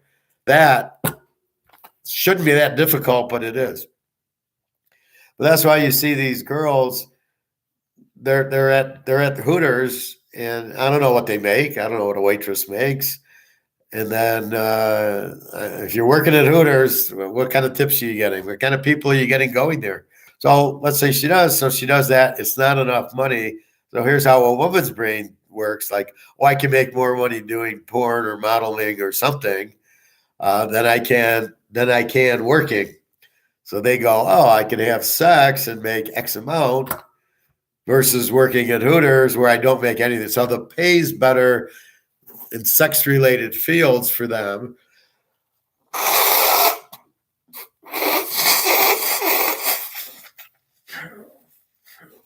Excuse me. So they go into these sex fields or the red light district in Amsterdam or Vegas or porn because it pays better. But they don't know what to do with their money. It's not like, okay, I'll do it for 6 months. I'll make all this money. I'll buy gold and I'll retire. They don't know what to do with their money, so they're always trapped in it. That's why they say they're trapped in it, because then it's the golden handcuffs. Oh, you can make all this money doing porn, but you really don't have a skill set. You're just pretty.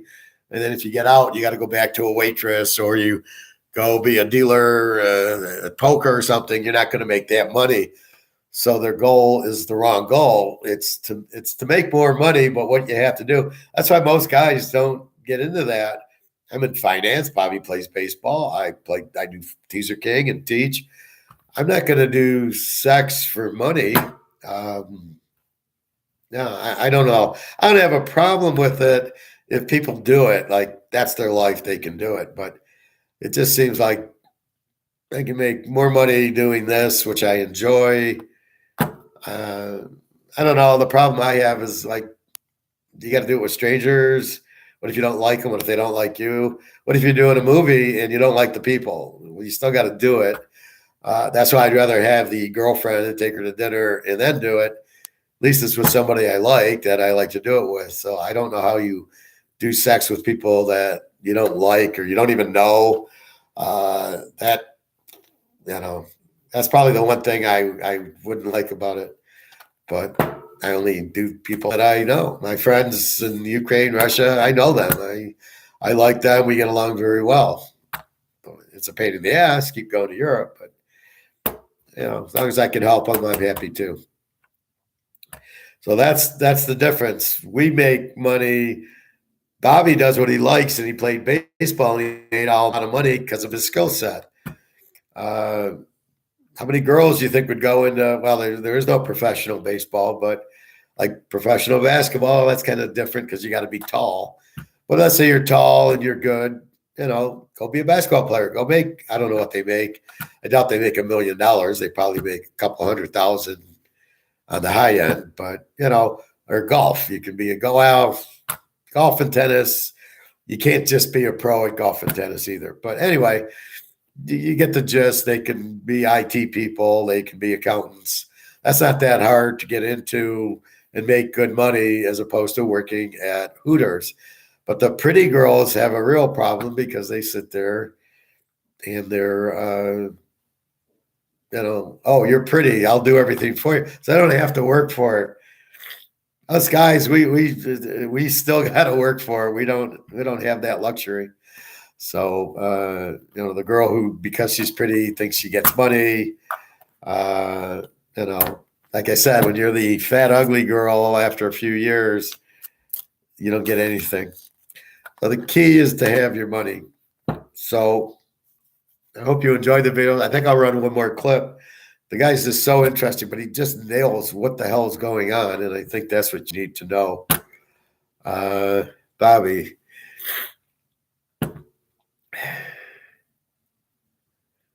Bobby, that's why I feel good inside when walking out the coin store or receiving the package in the mail. Well, it's like Christmas.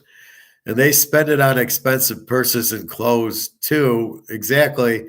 Not even, well, the expensive purses theoretically could be assets, but they're not looking at them as assets. They're just insecure. So they are like, oh, look, I'm wearing a polo shirt. Or I used to have a gal in the Ukraine, and she wanted a Ferrari hat and shirt because she wanted to say, look at me, I'm wearing Ferrari. I'm like, Jesus, who gives a fuck? As long as I'm in a shirt that makes me look good, it doesn't have to have a polo pony or a Ferrari on it. Then they get old and can't cash in the same off their looks on OnlyFans, except, well, that's the thing. And they're all on OnlyFans now. How much then they make? See, if they worked for the studio, they should have got a contract or so. I don't know how it works. I really don't. You think, okay, I'll do that and I'll make whatever.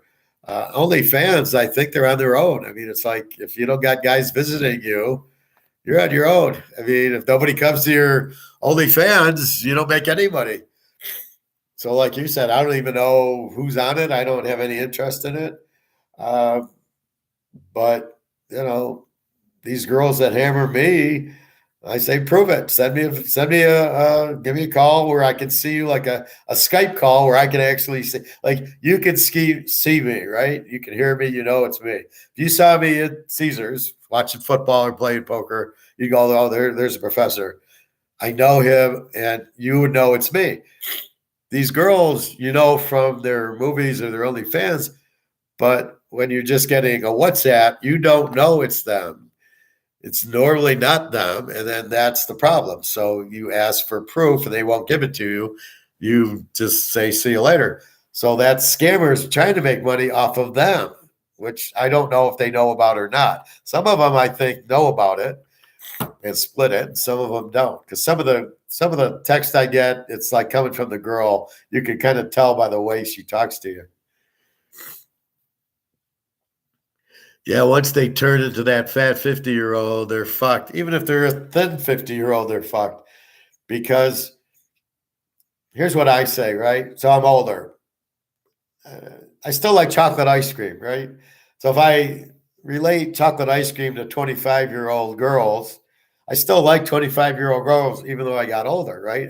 Why would I stop liking? If I like chocolate, I like chocolate, right? So why would I like 50-year-old girls? So I get these ads for 50-year-old websites. I don't want a 50-year-old. I want, the 25, 30-year-olds. That's what I would prefer. It's like liking a car. You like a Mercedes. Well, you get older, you still like the Mercedes. I mean, you don't stop liking the Mercedes. You don't stop liking the chocolate. You don't stop liking the 25-year-old girl. That's always going to be there. You're not, because you get older, do not want older women unless they look like 25-year-old girls or 30-year-old girls. And there's a few of those, but generally, as they don't age as well as we do. We age great. They don't. If you just stay away from sugar, you'll age fine. I mean, nobody could guess my age, and it's a lot because I don't eat the fucking sugar, or I do my all my diets and workouts. And I don't. I think one of the things, I never smoked, and I'm not a big drinker. And I know I have a friend who's my age who smokes. He looks like a shrunken head. I saw him after a few years. He scared me. I was like, okay, it was nice seeing you again. Bye. Don't call me. I mean, the smokers are the ones that, because it's all poison, right? So you're just putting poison in your body. If you're putting poison in your body, what are you going to do? So anyway, so that's what happens. So that's why I don't know what to tell you. Like, I'm telling you to run and buy it quickly because of the Russia thing and all this thing that nobody wants the dollar. There's the inflation. The West is the last people to recognize it. So when the shit hits the fan, and I can't give you the exact date. Now let's see what happens Monday after the Super Bowl. I think something will happen because they'll wait for the Super Bowl, right? And then, just like the war with the Olympics, they waited until the day after the Olympics. Boom, here's a war. So what are they going to do the day after the Super Bowl? Something's going to happen, I guarantee it. So we will see, but it's coming soon. So you have two scenarios. So as the professor, it's plan A and plan B. So plan A, I go buy my gold and silver now at these prices. Am I worried the price is going down? Not in real physical terms, only in derivative terms, which isn't real. It's fantasy. So I don't worry that the fantasy derivative price of silver dropped from 25 to 22. My eyes, this is 2,000 an ounce. I am not worried about it going derivative. So my risk of it dropping is zero. My risk on not buying it and waiting later is I won't be able to get it later. So if I buy it now, I have no risk in dropping and I get it. So I have no risk. I get it. And it's, to me, it's worth 1,000, we'll say. Plan B is to wait and buy it in 6 months. And then my risk is I can't get it and I can't get it at this price. I have no negative risk. It's a bet. It's a football bet that I can't lose, right? I can't lose the bet because gold and silver is going up. We just heard 20 reasons by economists and, that from London who are dead on, who I understand fully, unlike the American guys who I definitely know you have no risk. You got to buy it and you have no risk because as Putin's saying, you don't want to be in paper. All these countries are getting out. They don't want to be, whatchamacallit? You don't want to be sanctioned. I always have a problem with that. I always want to say speculated instead of sanctioned for some reason. So you're risking sanction. You're risking the higher interest rates. You have this. Inflation is not going anywhere. So if you believe, as he said, if you believe the government, you're in big trouble. This is not going up in value, okay? It's going down. This is going up. So again, plan A, get out of this now and buy this. No risk this is dropping. This is dropping. This is going up. Plan B is, well, I wait holding this as I lose value in this. Then I buy this at a higher amount. The only good thing is you're going to use cheaper dollars to buy this at the same price. So that's one positive for waiting, but only if you know it's still going to be there. If this is all of a sudden $500 an ounce or $1,000 an ounce, what am I going to do? And that's what's going to happen. So nobody believes JP Morgan. They won't be able to hold it. It's going to go. Bobby. And CPI data comes out on Tuesday morning. Forget about it, Bobby. It's all fixed. All right, let's do one more section of my guy. Ready, go. We're talking about is we're looking at roughly 30 trillion. There are 3 simple changes I tell all of my arthritis patients to make. Possibly imagine facing the Americans. And in terms of timing on this, I think it's tied, I think, to what's happening in Ukraine, because so what it means is that gold is going to go back into being, if you like, the keystone. Jesus. Possibly imagine facing the Americans. And in terms of timing on this, I think there's only about 2 billion, which is net settlement, because of and this is the way rapidly industrializing. They're going to go through an industrial revolution with sound money in exactly the same way as Britain did from the introduction of the gold standard in 1817 through to the First World War. That is what the world now faces. So what it means is that gold is going to go back into being, if you like, the keystone to the global monetary system. And if we don't go with it, our currencies are dead, completely dead. I mean, think about the effect on the dollar. I mean, you know, for a start, this always happens. This always starts in the foreign exchanges. Now, the foreign exchanges aren't necessarily going to say, sell dollars to buy euros or sell dollars to buy yen or whatever it might be. What we're talking about is we're looking at roughly 30 trillion of foreign-owned financial assets and deposits in the banking system, which will be losing money the longer they stay in dollars. What are they going to do? They're going to get out. Imagine the impact of that $30 trillion trying to get out of the US dollar. This, I mean, a lot of it will be collapsing share prices, for example, because I think the portfolio element of this is about $13 trillion. So this is significant.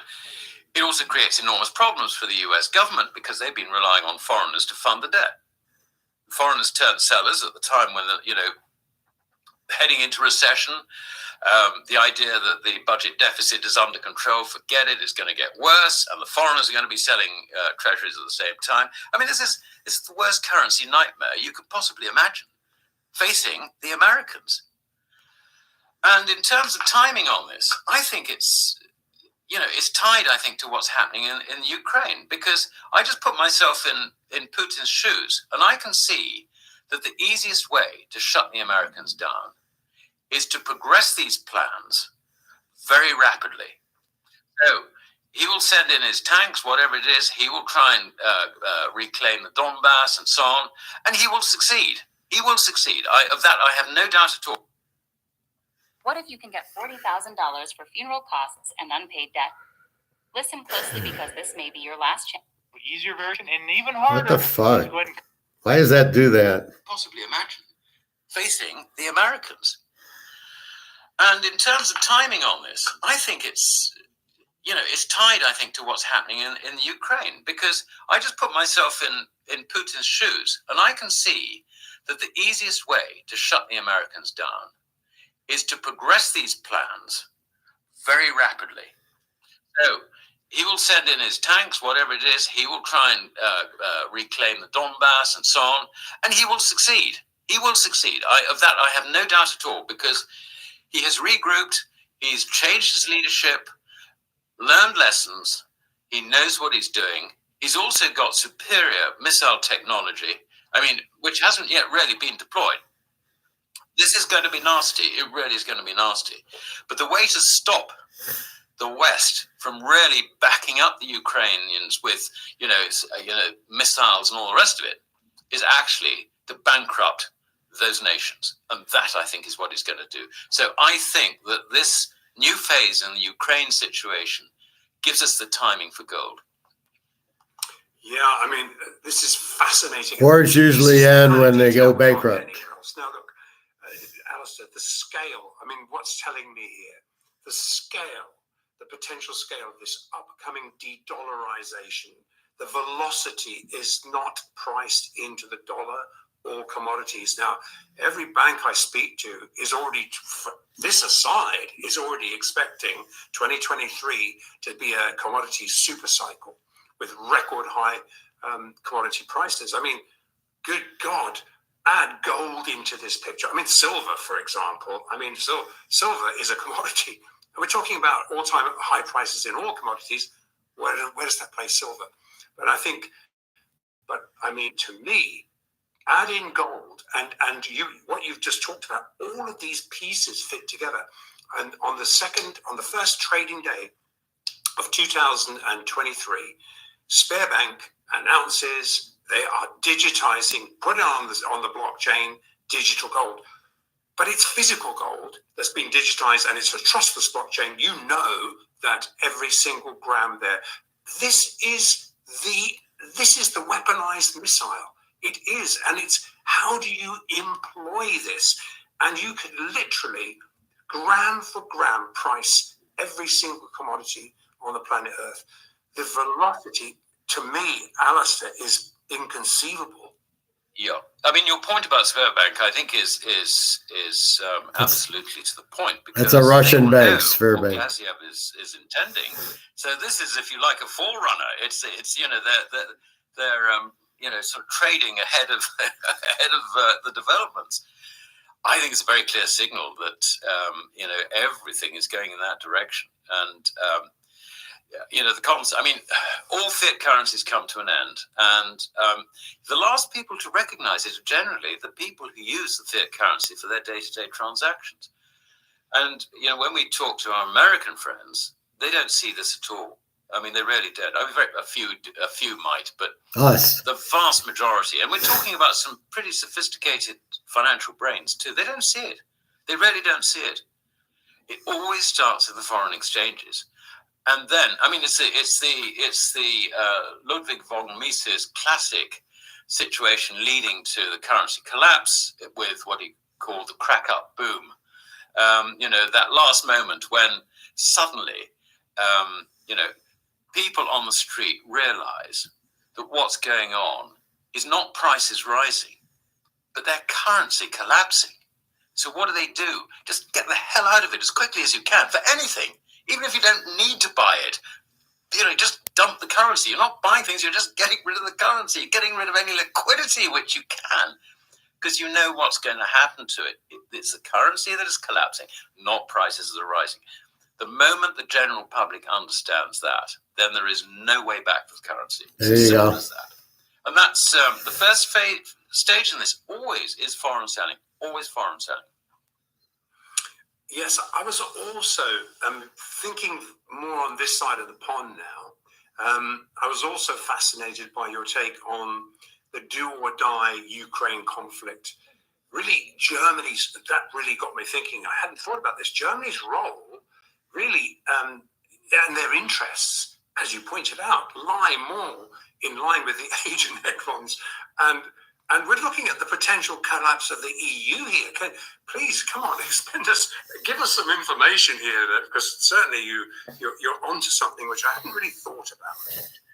Well, the EU is a dodgy thing anyway, so I think we should be glad to be out of it. I know there are lots of Remainers running around thinking, we've got to get us back in somehow. But actually, it's very dodgy. It really is. I mean, the whole thing is just complete nonsense.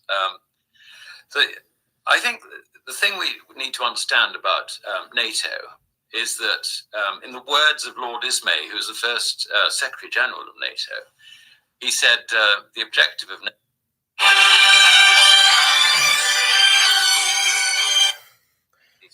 is to keep the Americans in, the Russians out, and the Germans down.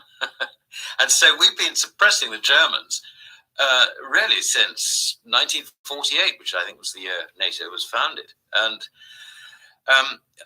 it is desperately important to America that Germany remains on this side, if you like, of where they think the democratic curtain, if I can put it that, is.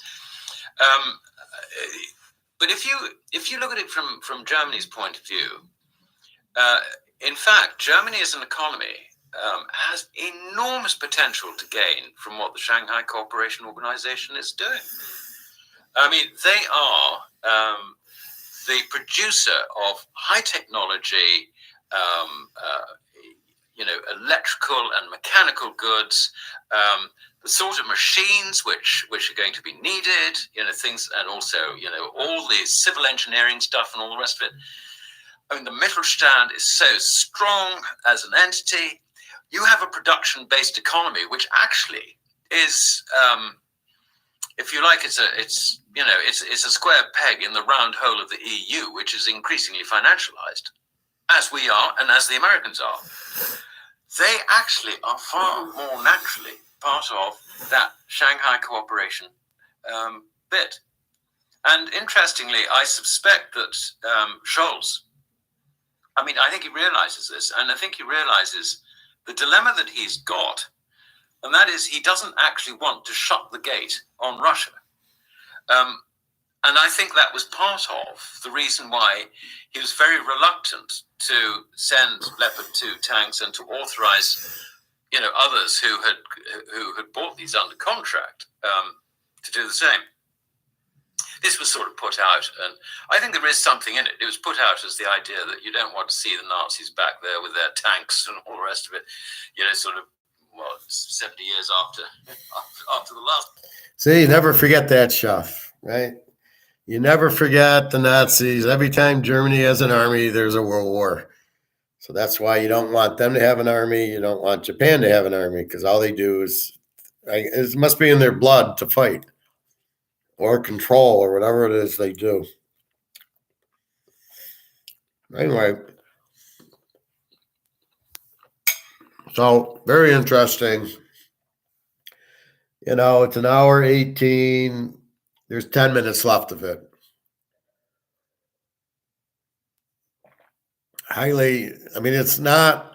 It's entertaining, but it's not, you don't care about that. You're watching for education, and it's very educated, especially the bald guy or the balding guy, Alistair McLean. I watch his videos. Like, he'll probably have a video out on 8 minutes of this, or he's probably doing 3 or 4 videos.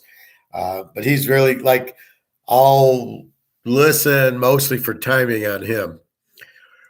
Like, he'll say, well, look what's happening with the war, and then gold and silver and Putin, and it should happen very soon. That's what I take out of it. I know it's going to happen. That I already am aware of. So that's nothing. I'm not learning anything there, but I am learning about what's happening in Europe and when the shit hits the fan very, very soon. Bobby, about CPI data, we don't really care about it. We don't trust the government. They are not going to give us any type of, they're only going to make themselves look good. So if you think the CPI data is going to say 7%, it's just bullshit. All right. You can't take the data for what it is. It's like watching the football game and the score is 21-20. They'll come out and say, well, the score is 28-14. I'm watching the game. It's 21-20. No. It's 28-14. Well, if you don't measure everything in the CPI, Consumer Price Index, and you're measuring year over year, who the fuck cares? I mean, it's if they're trying to get 2% inflation, which inflation is bad anyway, but if they're trying to get 2% and they're going to measure it in prices, how the hell can you measure that? How can you even try to do that? Because most prices aren't, you don't have the market to go up 2% every year.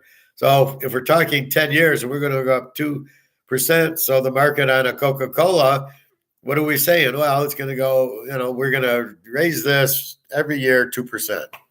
Well, the market doesn't do that. Then they're talking about wage inflation. There's no such animal. So if you make more at your job, that's inflation. How is that inflation? How are they printing money?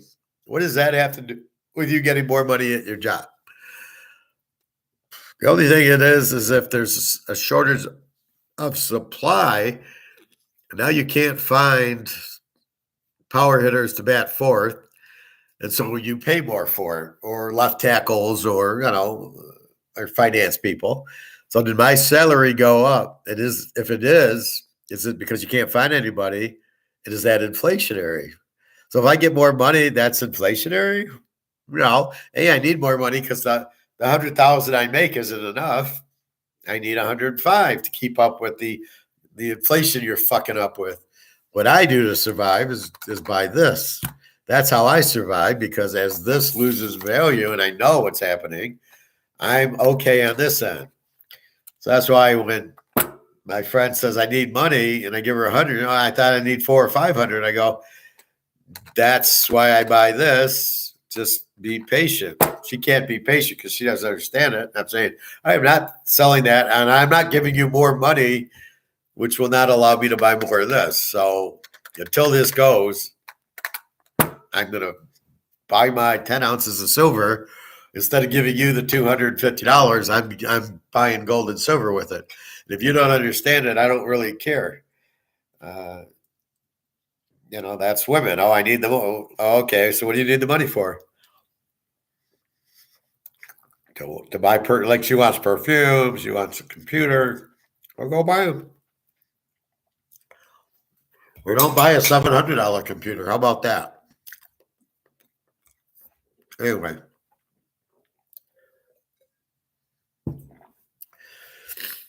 So that's what's happening. I'm going to go watch this again.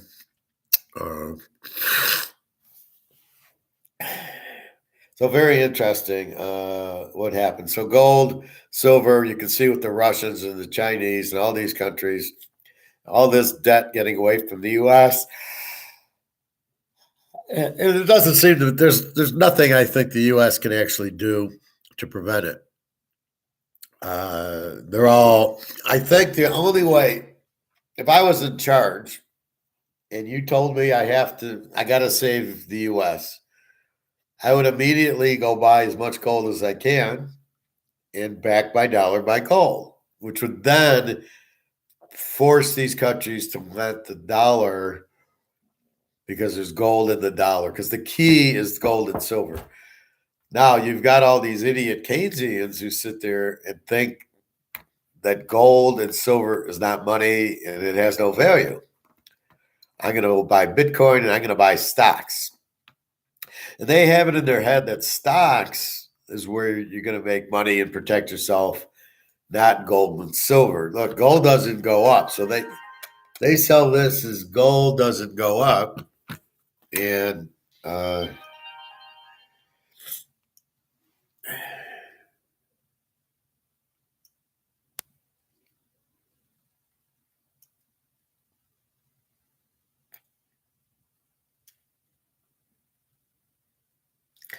they sell this as gold doesn't go up,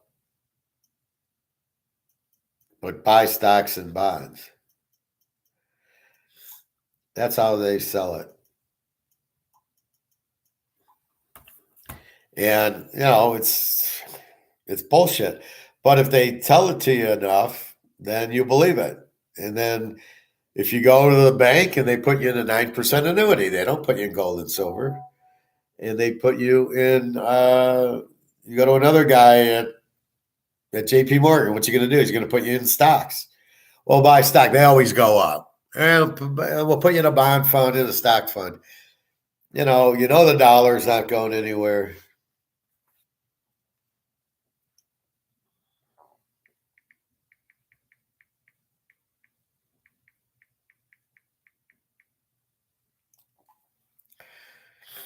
They'll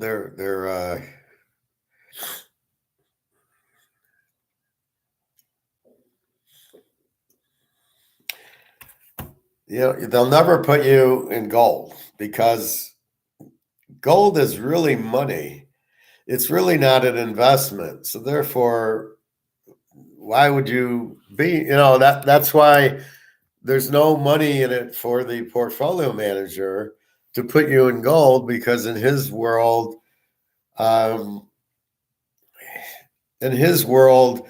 he's trying to make commission. You make more money in stocks. Although I noticed some stock prices yesterday, like Amazon and some of these other, I don't know why Tesla's up to 2. I don't know why any car company. I saw Ford at 12 and I'm like, who the fuck Ford at 12?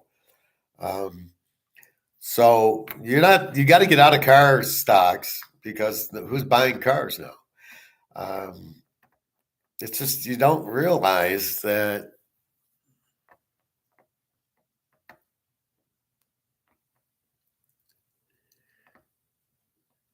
Oh, I didn't see that, Nick. Try seeing a chiropractor. No, I haven't, because they don't really fix it. They snap your back and go from there, but they don't fix it.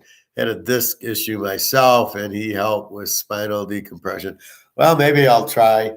Let's see. Normally, I fix myself. And if I have to do a 75-hour fast to fix my back, I'll do that. That's just what I do. But that's a thought. I was hoping to get some medicine, but there really isn't. I mean, this is like, like Ben Gay kind of. I mean, it's more, and I got to get more into it, where this is actually good as, for colds and fevers. And this actually works very good. I took it and I didn't get the same I got nasal, right? But I didn't get the dropping and the coughing because I took that. So that's what I'm looking for the back, but there's nothing that also I'm doing. It's stretching and hot tubs, but even my stretches, like before class, I'm trying to stretch, man. I'm in pain. So I took the ibuprofen, and then now I'm fine. I could walk fine with it. But that's just what's happening. But anyway, so you can see gold and silver. What you can see the why. That's what I focus on, is asking the why in doing things like that. And that's really the key to it, is like when I see the U.S. on purpose, are they really this stupid? See, that's where I struggle. Like, what was the point of saying, oh, we're going to raise interest rates to save the dollar? What are we doing? Why are we printing trillions of dollars and trillions of dollars over and over and over again? I mean, that's coming from China, George Soros, J.P. Morgan. Those guys are the ones who are trying to, who think if you print money, it'll save the economy. They don't even understand it. So thus, that is being stupid. They don't go to a guy like me. Look, I went to the bank and it said gold and silver. He kept saying, oh, so the inflation's a tax. I didn't say that. It is a tax, but I don't look at it like that. I look at it as you're devaluing. All I look at is you're ruining the value of the money. And all I'm looking at is, to get out of it, I need to go to this. That's all. That's how I look at inflation, right? You're fucking everybody over. You're making this worthless. I'm getting out of it with this. Okay. So I'm taking this to buy that. That's how, all I'm looking at is the problem. You're fucking this up. How do I solve the problem? That's how I solve the problem, right? This is how you solve the problem. You go buy Colorado buffaloes, right? 1 troy ounce, right? This is how you solve this problem. That's it. That's the only way you can solve it. And that's what you do. But you got to recognize the problem. And most people don't understand it. And most people, what do? They go to their financial advisor. And what does the financial advisor do? Oh, you need stocks and bonds and everything like that. How much did the coin store charge per coin, professors? It was $25.70. I got, where's my receipt? This is an old one.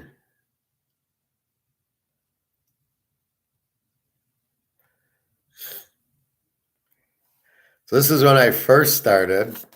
This is Ann Arbor. So look what I did. I bought 5 half ounces at 10.20, and then I bought 7 quarter ounces at 5.20. So now the 10.20 is 11.50, and the 5.20s are now 5.75. And I didn't even buy it for that. It was just to buy it. So this is like my first purchase, 8,000. I spent $87.40, and then $67.40 was on ounces. I don't see yesterday's. I think it's in the car or something. But yeah, it was $25.70, because he's like $5 over spot, and spot was like $22.70 or something like that. So I got the 10 ounces at $2.57, and I gave him 3, and I got $43 back. I'm contemplating tomorrow going to buy the dimes or the quarters. But as I just said, it's probably worth it to buy another 10 silver, because if I think silver is going, the break-even point is silver at 500. If silver goes to 500 and I buy 10 of these, it's 10 times 500 is 5,000. Dimes and quarters are smaller versions of gold. So there's the little 1/10 of an ounce. I call them dimes. There's quarter ounce, which I call quarters. There's half ounce, which I call halves. And there's the ouncers, which are the bigger ones, which I call the ounces. Those are the four in gold. In silver, this is all you buy is the ounce, especially at 27. You could buy mercury dimes, which would actually be, I don't know, a 1/10 of an ounce of silver, but you're not going to pay you're not going to pay $2.50 for a mercury dime, so therefore it's not worth it. You're going to pay like $10, $15 for mercury dime. That's what's called junk silver. This is real, but again, any of that you're buying for the silver, right? My Highland Mint, it's an ounce of silver. It's Emmett Smith, it's Joe Montana. They're all worth $50, $60, $70, except for Kobe's 1 1/4, Jordan's like 100. And the Bobby Bonilla one is worth 200. Don't you wish you had a Highland Mint coin, Bobby? Is that what's considered junk? Yeah, the mercury dime is junk. Silver, it's a collectible, but it's not like an ounce. This is 1 troy ounce. This is, what does this say? 999. This is real. I know I got an ounce of silver. When silver's $2,000 an ounce, I got $2,000 in my hand.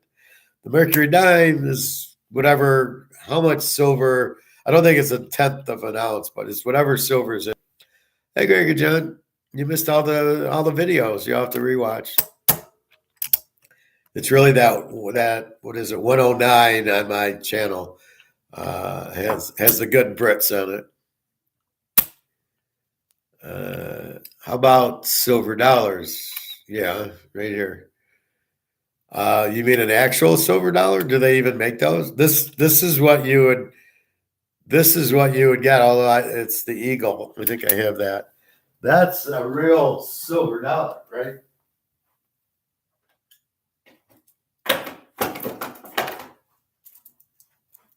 So this is what you're talking about. This is the actual silver dollar, right? It's dated. And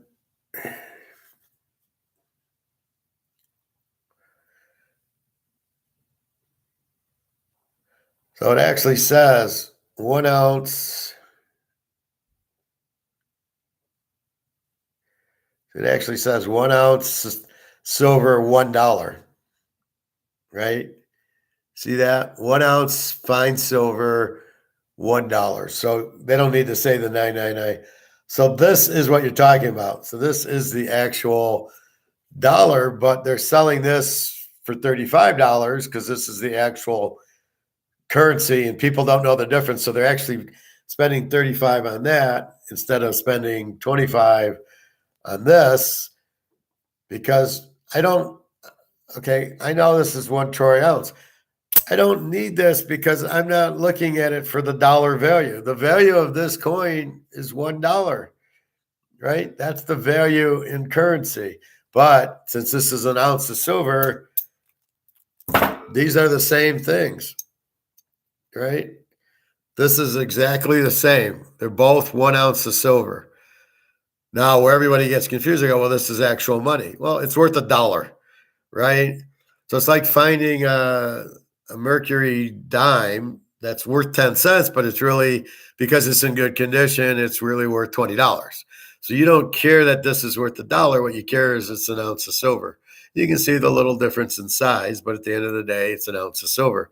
So this has other ingredients in it. That's why they don't say 999. But because it's actual money, you're not worried about getting it. This, because it says 1 troy ounce, 999. When silver's 2,000, you walk away with 2,000. And that's why you pay less for this. I paid $25. I saved $10. It's the same value. Gold's $2,000 an ounce. I bought this for $25. I spent $35 on this. I get $2,000 for this. I get $2,000 for that. So why the fuck would I buy this when at the end of the day they'll both get me back to $2,000 an ounce? The only thing this is actual money, but it's worth $1. It's not like it's 100. And it's not like I'm going to the restaurant with this, paying for my barbecue ribs and chicken with that, worth $35. There's no way that's happening. Cause I seen in the coin store some regular quarters and dimes. Yeah, because the older ones are actually silver. I think it was 64, 65. Our buddy LBJ, the crookedest president since Obama and Clinton and FDR, took the silver out of the money. Does that sound like the Romans? We're taking our currency, we're backing it by gold and silver, and we're going to take the gold and silver out of the currency. So there used to be gold coins like 1900 or whatever, and then there was silver. If you got a silver $50, I think before 1964, it's actual silver. I think it's a half ounce. I know there's a site to watch, but I think it's a half ounce, and you can still you still get that. So that's really what the point is of that is, yeah, mercury dimes and quarter. So they were made with real mercury dimes are real silver, but it's not an ounce of silver. It's not a half ounce. So that the $50, let's assume, is a half.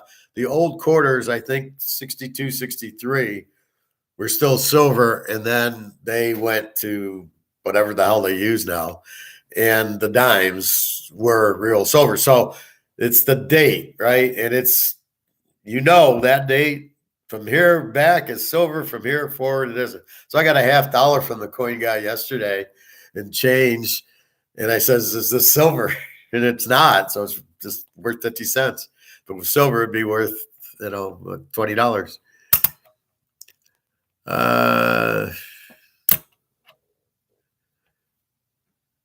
Yeah, but that's what you're seeing, Bobby. So you want to verify the years, and then you're buying what you're doing is buying quarters and dimes of silver like that. Too bad I lost my cards. Well, that happens. All you can do is, go from where you are now. It's almost like you're just saving regular change we get from the store, right? Not today's change. It's got to go back. So if you were in Vegas in the 60s and you hit a jackpot, you would actually get paid in silver dollars or $50, and there was all silver. They stopped doing that. But no, the regular change is not worth anything. A quarter you get is not silver, so you don't really care about that. You want the older coins, mercury dimes, quarters, and halves that are actually silver, right? So the $50, 1960 $50 is actually silver. That is actual silver. Sort of like my Highland Mint coin. My Highland Mint Emmett Smith it's an ounce of silver with Emmett Smith on it. Where this is an ounce of silver with the Chicago Blackhawk on it. At the light. There we go. So that's actually, Chicago Blackhawk, probably Eddie Belfour.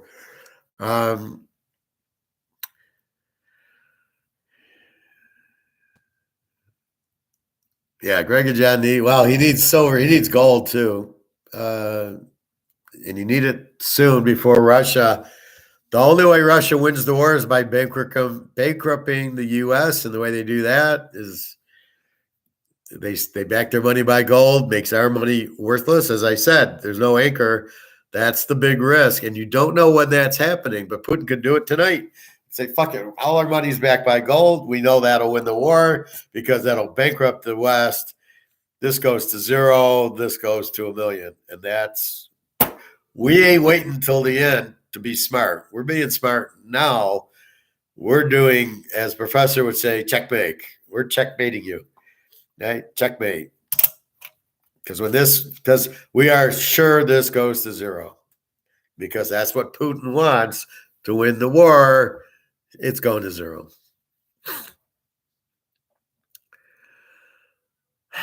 Okay, good. John has, we're not all as smart as you, Bobby. You got to understand that.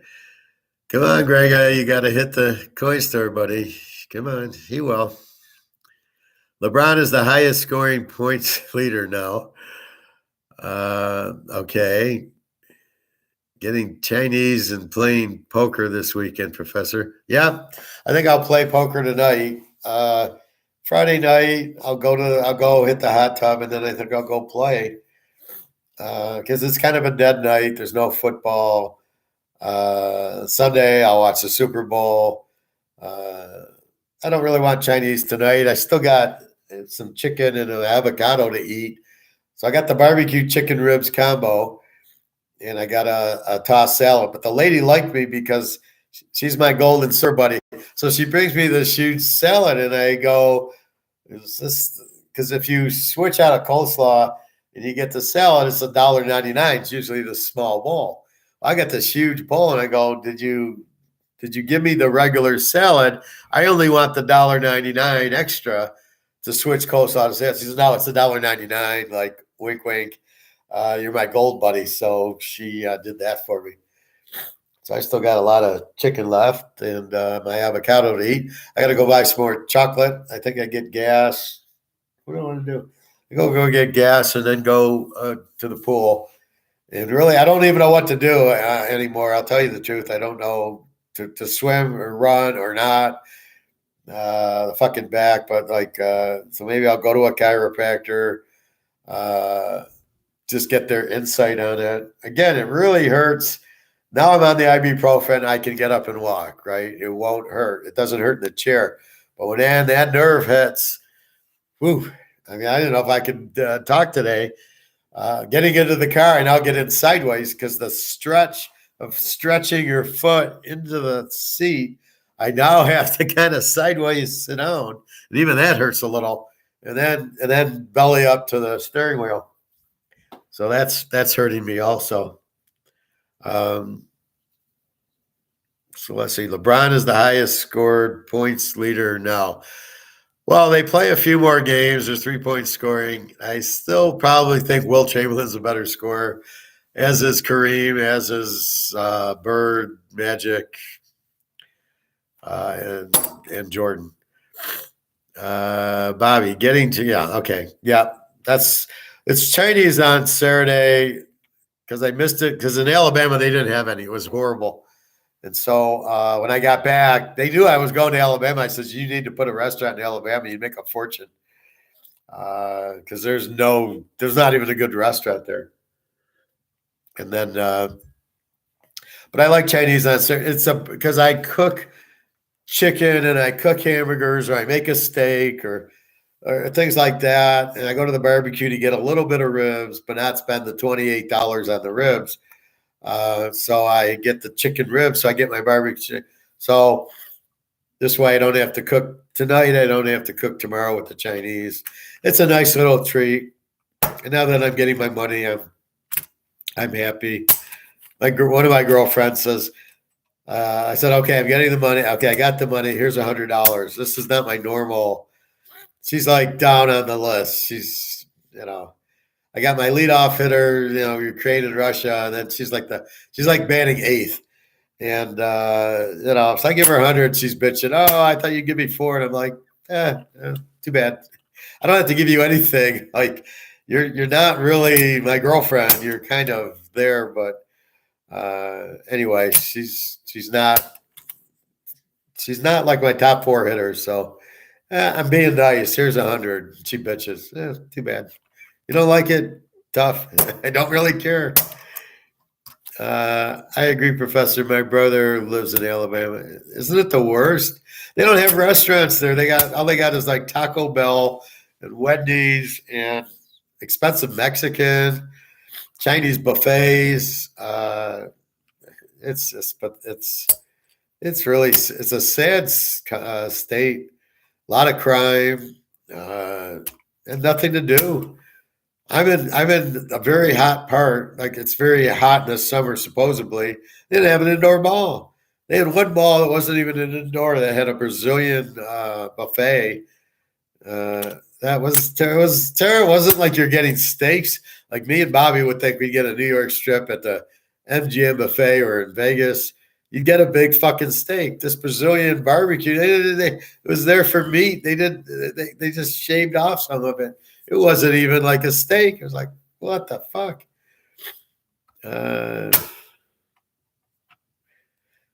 Take some magnesium citrate for the back spasms. They're not spasms. It seems to be the sciatic and or maybe a pinched nerve or something with some ligament or something. What is magnesium citrate? Is that herbal or is that something I'd get at a drugstore or what is it? But it's really, I don't know. I don't know if they're back spasms. Like I said, I'm fine laying in bed watching TV and sleeping. I'm fine. I got up to go to the bathroom. I walked there, not a problem. The problem is when I go back to brush my teeth first thing in the morning or put in my mouthwash. If I mouthwash, it's fucking painful. But I can walk to the bathroom fine. I can go to the bathroom fine. But it's the leaning back of the mouthwash. That's probably the most painful thing I do in the morning. And then once I get up, and then I take something and I can do our class. But it's like now I'll get in the car, I'll walk there to be fine. I'll walk to the gym, I'll get on the bike. It's a little tender going up and down, but okay. And then I get to the pool. And in the hot tub, I'm kind of stretching. I don't know what to do. I don't know. Maybe I'll just sit there today. But it's a motherfucker, basically. In layman's terms, it's a motherfucker. It's a herbal? Okay, maybe I'll try it then, Greg. I'll get it where I got this because I'm out of Mullen. So maybe I'll go here to Zerbo's and see if they got that. But no, did you do it and did it solve it? And was yours a back spasm or was it a disc type of thing and a sciatic nerve type of thing? I don't know what the difference between back spasms and the nerves and the sciatics. I don't know enough about that. Yes, there's things I don't know, but yeah, that I don't. And then I don't know if you ice it and rest it or, my foot was so painful I couldn't walk anyway. But, now it's perfectly fine. But I did, when I could walk on my foot, I sucked it in the hot tub. I didn't really work out with it, and then I'd ice it. And then one day it just goes away. I don't know why. So the back, I'm just hoping one day I wake up and it's fine. I thought it was getting better yesterday. And again, it's only in a certain position. I am fine right now. I have had no pain. All I've had is green tea and I had my green tea and I had I haven't even eaten my avocado. And then I took my ibuprofen, which I don't like because it's a drug, not a herbal, but anything. One other thing I took out was this, my little 10-ounce bar. Now, this is not money, but it's 10 ounces of silver and it's $9.999 and it says 10 ounces. So when this hits 2,000 an ounce, times it by 10, this is 20,000 by itself. So this will be used differently than this, right? This might be, I need groceries and I'll cash it in. This is going to be for something a little more substantial. This will be Hawaii or something. We'll see.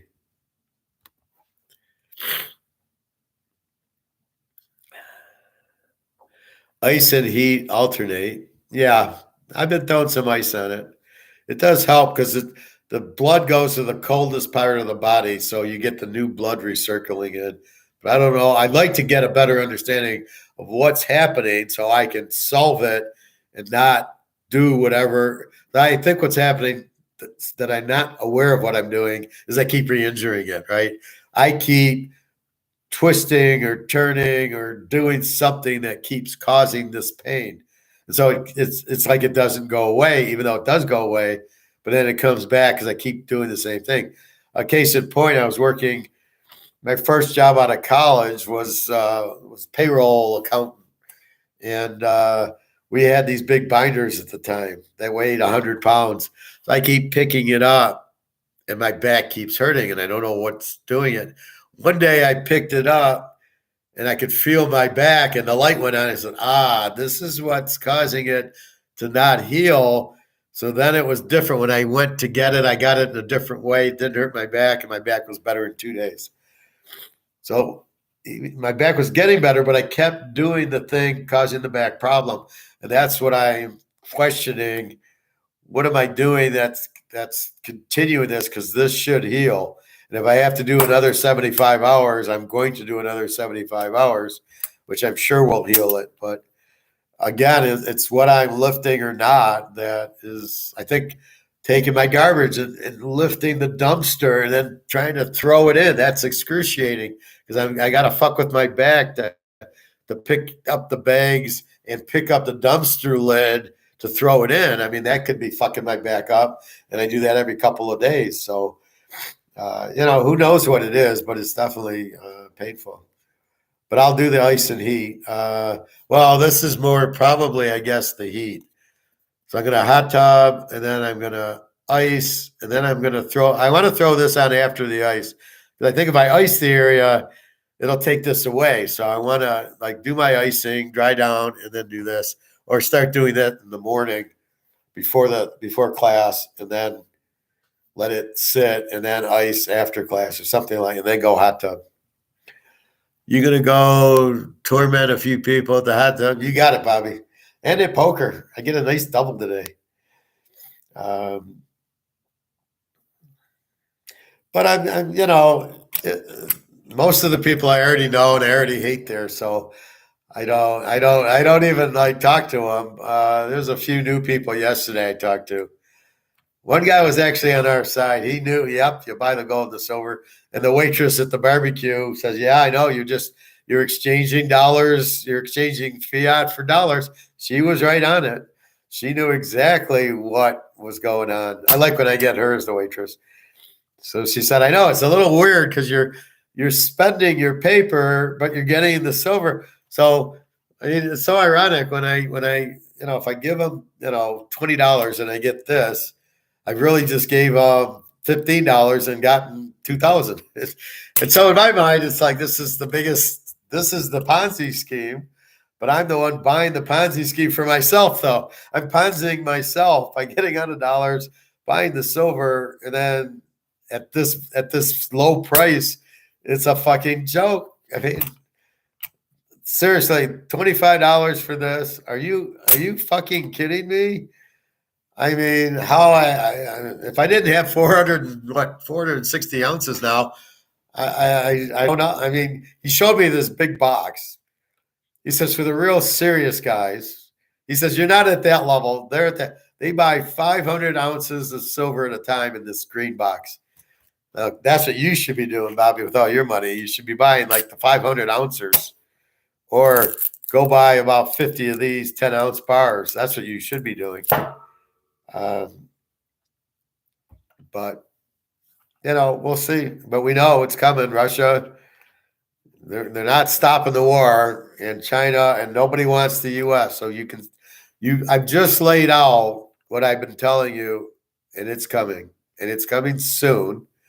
It's coming regardless, and all you can do is get out of the way and just dump this. As he said, people will just they'll realize the money has no value. Not that the prices go up. They're not there yet. They're still talking inflation this and inflation that.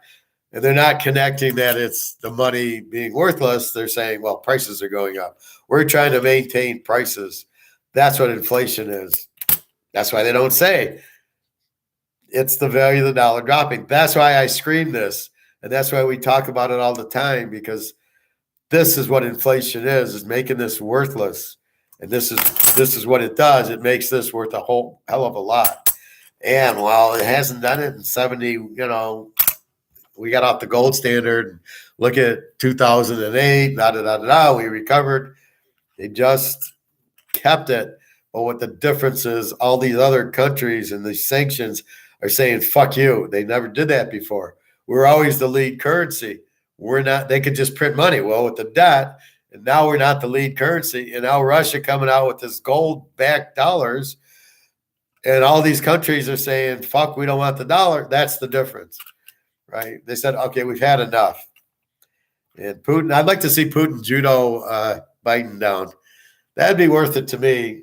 And then he could drop the leg and give him the 1, 2, 3, or Give him the figure 4 or something like that. I'd like to see Biden. I'd like to see Putin do that to Biden.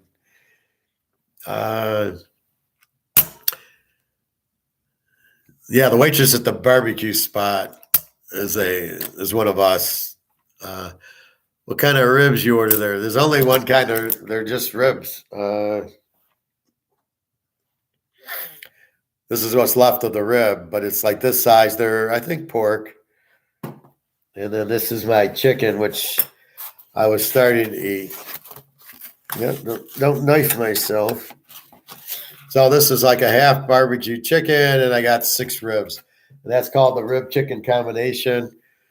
You get a baked potato with it, or veggies, or fries, and then you get coleslaw. But if you want the salad for $1.49, I think you can get a salad, potato, and the chicken and the ribs, and it's 2 meals for me. See, that's the difference. I would have eaten the whole meal before when I was all cornflaked up and chipped up and Oreoed up and all the foods that make you very hungry. Now I go there, I eat half of it. I had 3 or 4 ribs and a little bit of chicken. I was done basically. And then I had some I was eating before watching my guy. But that's the difference now. Chinese is the same thing. I could easily eat the whole Chinese thing, but because I don't put the shit in, and I'm eating avocados and I'm eating, a lot of veggies, and I'm staying away from the bullshit, I don't have that I'm really hungry anymore. So I can eat a little bit of the chicken. So I'm eating General Chow. I'm eating 5 or 6 chickens and I'm done. And it's some broccoli. There's like 20 chickens. I think I showed you before. There's a lot of chicken in the box because I get the dinner. I don't get the combination because I don't want the rice. The rice will kill you. So I stay away from the rice, and I'd rather have more chicken. And then it comes with broccoli and my fortune cookie, which is now not fortune anymore. Anyway, so there's really not a choice in ribs. I know, but some ribs, there's baby back and there's other styles. But here it's just ribs. It's fine. But I know there's the beef ribs when I go to the grocery store, but they're like 15 a pound now. So I'm still at market at $10. You definitely some piggers, Professor. Well, I don't even look for them, so I wouldn't know how to cook them, and I don't know that I'd want to. I'll have to eat them with you, Bobby. That's the only way. You got to have your girl prepare them for us. We'll watch some football, and we'll go from there. But, I'm open to try them, but I'm not going to go buy them and cook them because I wouldn't know what to do. Some foods that are good are beets. And when you get beets, they're like a baseball. That's how hard they are. You can't open the beet, right? It's a ball. But that's how it looks like. It's a ball like this. You can't open it. The only way to get to a beet is you put it in a pot of water, and you pop them in. So you put in like baseballs into a pot of water, usually 2, maybe 3, but try to keep it at 2. And you boil the water for like a half hour. And then you stick a fork into the beet. The beet eventually gets soft. Then you take it out, and then you cut up the beet. It's the sweetest thing. It's like eating fucking M&Ms. It's incredibly sweet right out of the thing if you got a ripe one. And then you cut it up, and then that's what you put on your salad, not the canned high fructose bullshit that they have at the grocery store. So that's how you eat beets.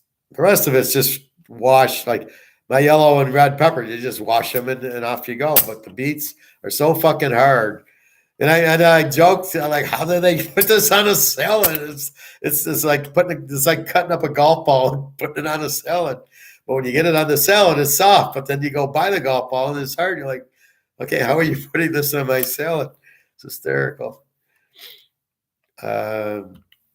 But we'll get into your exotic food, probably zebra and gorilla and monkeys and elephants. Bobby's got the whole zoo at his house. You probably have a zoo in the backyard. Let me know when you're having tiger. That I could tiger, cheetah, panther. Then I'll come over and eat. Or the gators or the crocs. Okay, now I'll be over. That would be cool. I'd like to see your backyard's probably a big zoo. You probably got pigs out there. You just cut the ears off of them. They still play until you get the bacon out of them. I thought you trust Bobby Bo's judgment, Professor. Well, I do, but I'm not cooking it. I'll let you cook it. No, I'm not saying you will. First of all, I wouldn't even know where to get them. Second, I don't know how to cook them. I can ask you, but I don't really desire. I'll have my chicken and my Chinese food and my ribs and my steaks. I'm not my adventures, tuna, swordfish. Those are my adventures. But when I go to Russia, when I go to Russia and the Ukraine and you eat there, it's adventure. You don't know what you're having. Could be people, fingers, whatever the mafia has in the kitchen is what you're eating.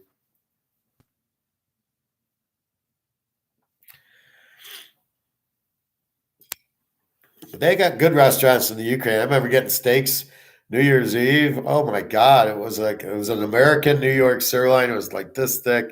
It tasted fucking great. Oh my God. So they got some good chefs in the Ukraine. Where's the Argentina beef, Bobby? I go to Amsterdam, and one thing I do is I go to the steakhouses, and they are very prideful. It's Argentina beef. I think I have a picture for you. As the plot shifts.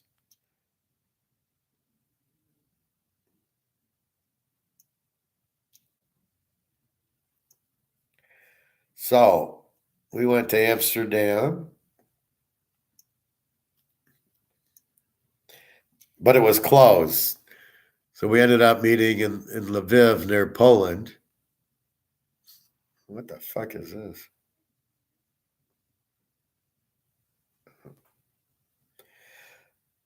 So I got to Amsterdam and Jenna didn't make it.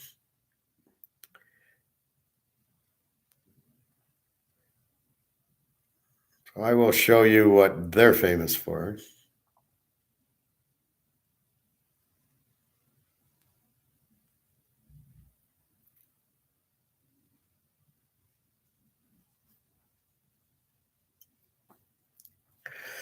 This is a steakhouse in Amsterdam. This is their menu.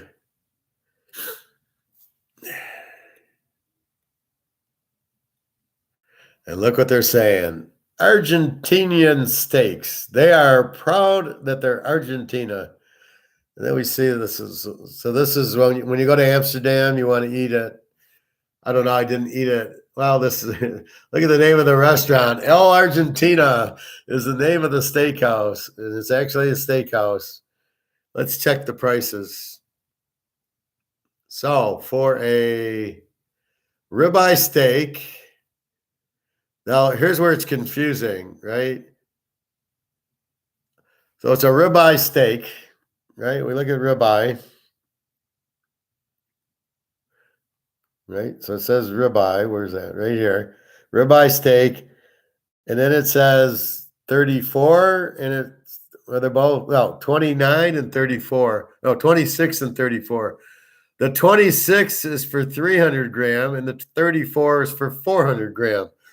So it's a bigger steak, but we don't know what grams are. Maybe there's a calculator on the menu.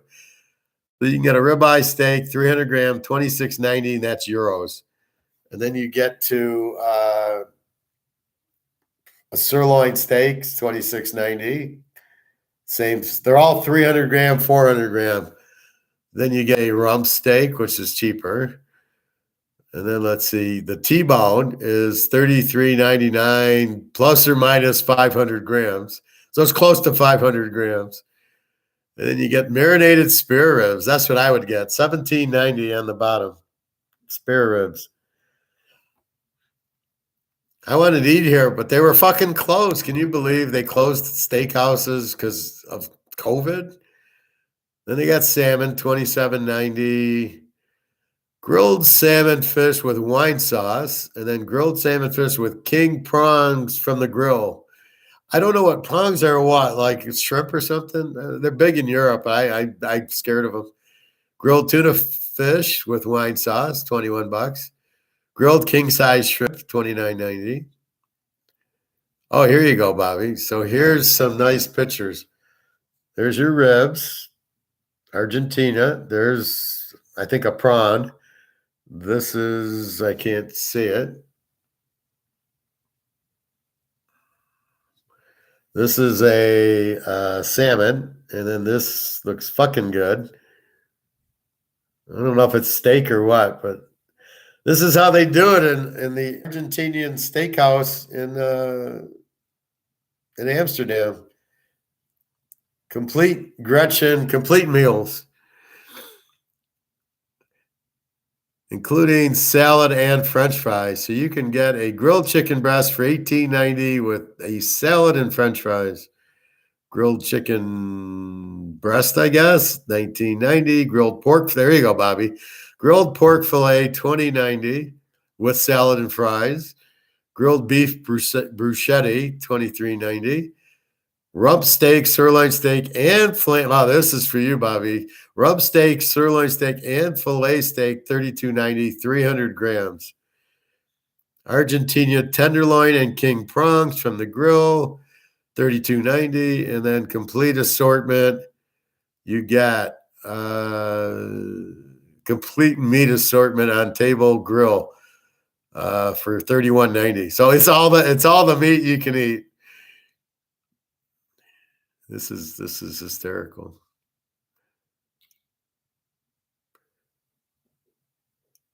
So that's not what it looks like. Here we go. That's what it looks like from the outside. The steakhouse. This is, can you believe, this is like 8 o'clock, 7 o'clock at night on fucking Christmas time in Amsterdam. There's nobody, it's not even fucking open. How do you shut down Amsterdam of all places? And I went there and nobody was there. There was no girls there. How are the girls not there? I asked somebody and he said, well, the girls are all in Brussels or somewhere. They had to go to an open city.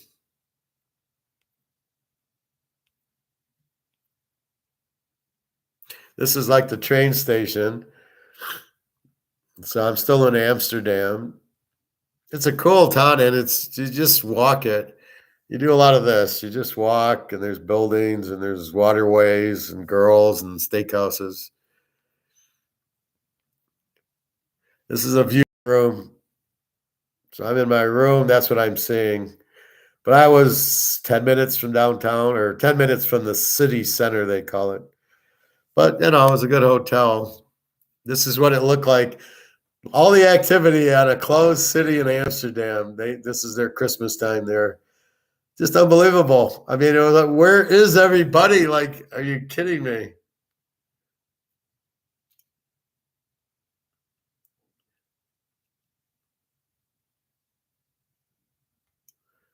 So then, like, here you're downtown, and it's the canals and all this streets like that.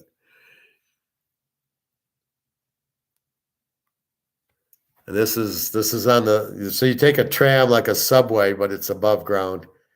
And that's how you get there. This is like walking on the street. So you walk into the steakhouse. This is from the train. This is downtown Amsterdam.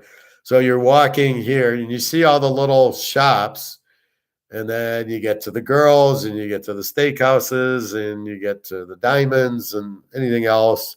It's all a bunch of little stores. There's bakeries, there's restaurants, grocery stores, and then they're selling all the shit, and then the sex stuff. So it's really cool. If you've never been, you have to go. It's a definitely bucket list item to go to Amsterdam. They even have, like, they think they're in New York. They even have like a bowl. I don't know if it's the stock exchange bowl, but they had a bowl in the center. But again, there's nobody around. And this is Christmas time. And again, I'm walking in and there's nobody there. Nobody there. And the streets are just empty. Like, one car. So the subway was always working, or the tram. It's like $2. I mean, that's how you never take taxis here.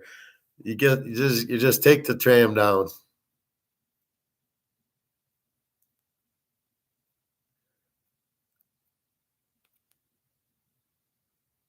And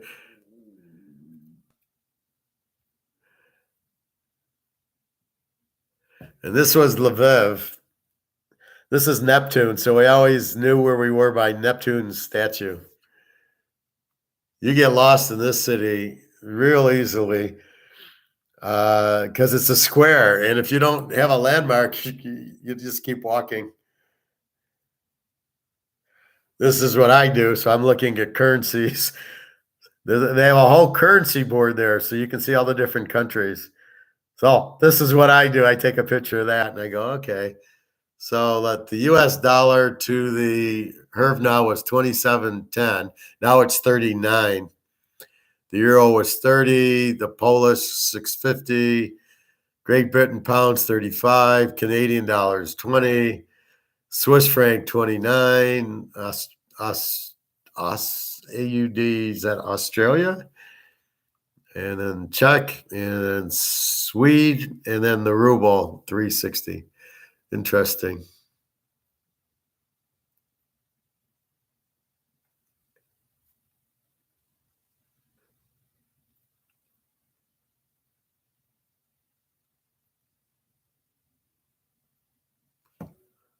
This was a barbecue restaurant in Lviv.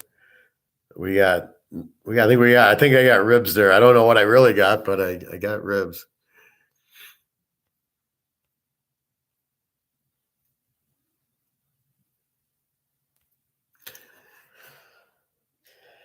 That's how I vacation. I come to play. You would like it. Goat is, well, yeah. I want some tiger, Bobby. I want you to make me some tiger. I went through the menu. There was a lot of steak stuff. Gator. I got to read all this. I hate so. All right, pig ear. Okay, I do trust Bobby.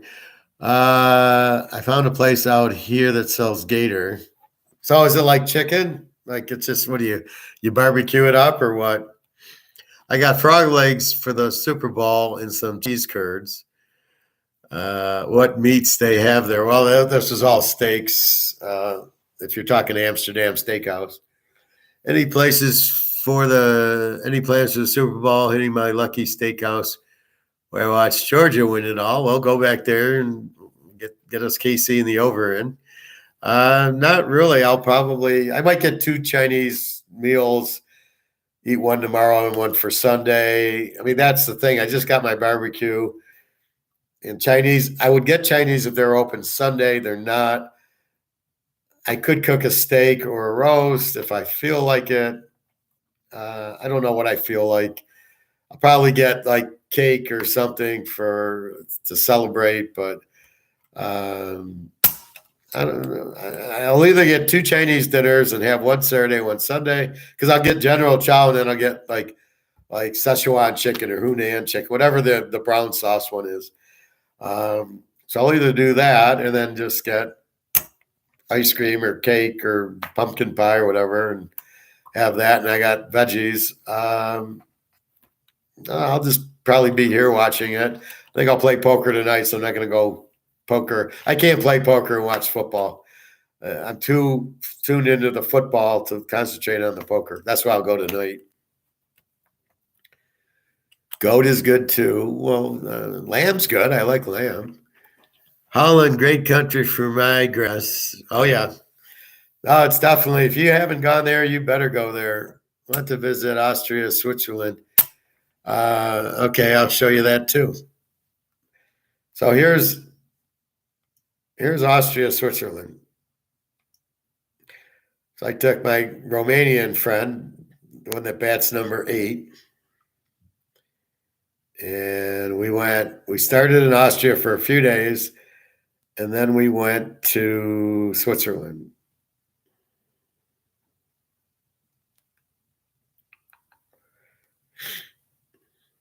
Problem with Austria, Vienna, the trouble with Vienna Christmas time, everything was closed. Few restaurants. All right, here we go.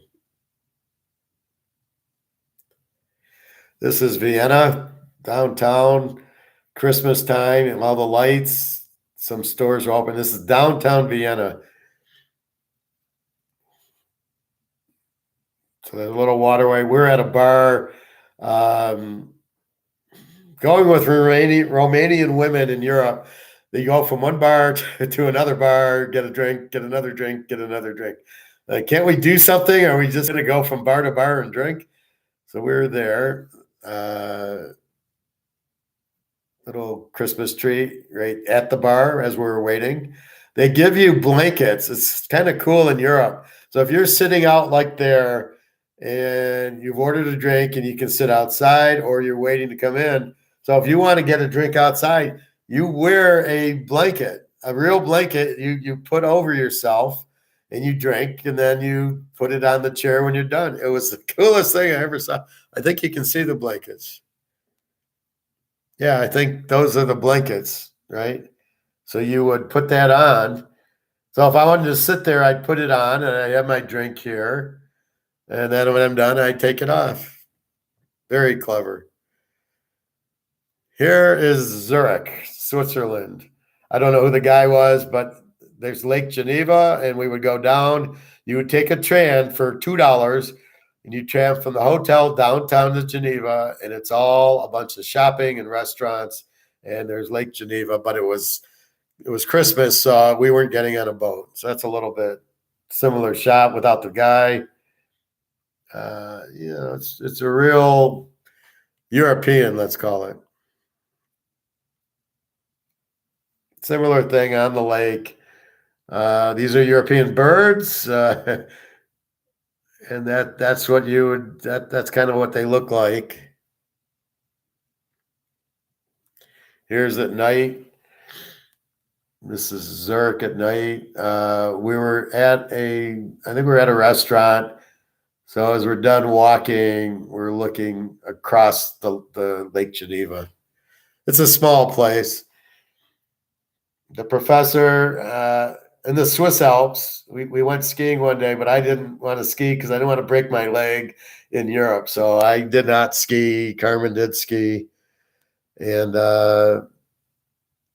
that's it. So she's into posing. She's a model, so she teaches you how to pose. But this is Swiss Alps. Very cool.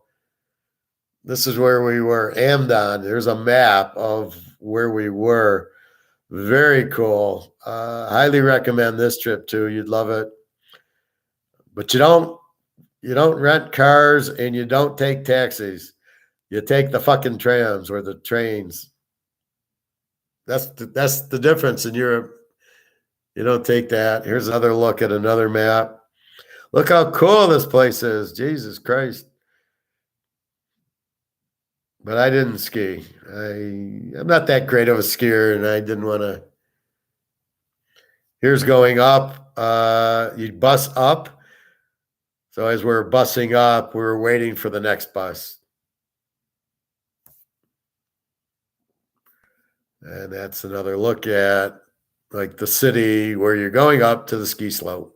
So you bus up to the slope, and it's a nice, you're going up a fucking mountain. This is, I believe we're back in Vienna here. I think. Just looking at I don't think this is Geneva. Maybe. I don't know. It's one of them. This is definitely Vienna. Again, Christmas time, and they decorate. So this was cool.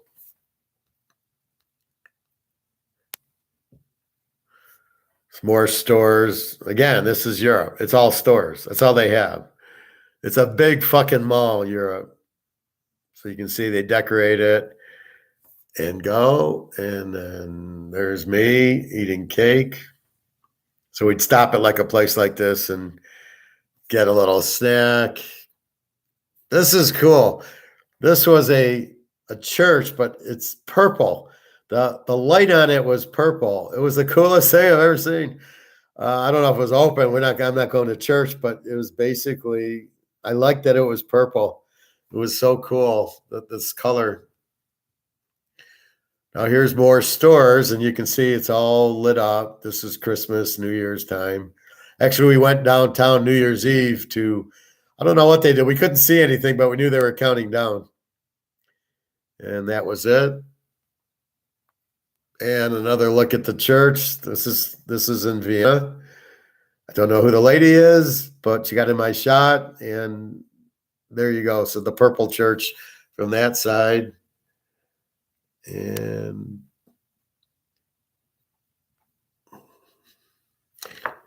this is Monte Carlo from the side. We had went to south of France on another vacation. So this is on a boat going to Monte Carlo from Cannes.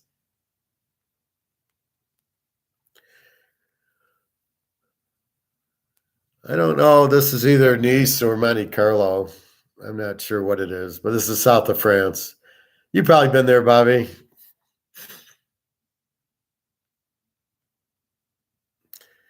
This is the old casino at Monte Carlo. This is the actual casino. So it's kind of cool. I mean, what, 50, 60 years old? I don't know, but it was neat. That's the outside of it. So this is Monte Carlo. This is Monte Carlo, where they have the race and everything. It was hot there. This was Labor Day, and it was so fucking hot. This is the back, and then this is where the boats are all. And they got all these really expensive boats from like England, and they park them there. This is a fucking cruise line, but it's all marinas, and it's all these big fucking boats. Here's a better look at it. It's one of those Carnival cruise lines or whatever they are in Europe. The Vikings, I think. And when there's money, there's Ferraris. So I just took a nice, that's where I got the blue Ferrari picture, was here.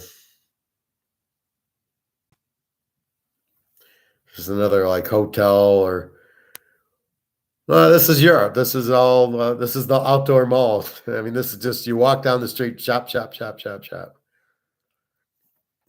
And this is my picture, my blue, this is actually somebody's car because they actually drove it away. And I told Carmen, let's take a picture because she's a model and she really wasn't interested. And then she regretted it. We went to go back and again, the car was gone. And I just love this color blue. And there's the side view so you can see the Ferrari. So we'll be buying this with maybe 2 ounces of gold. We'll be buying one of these cars.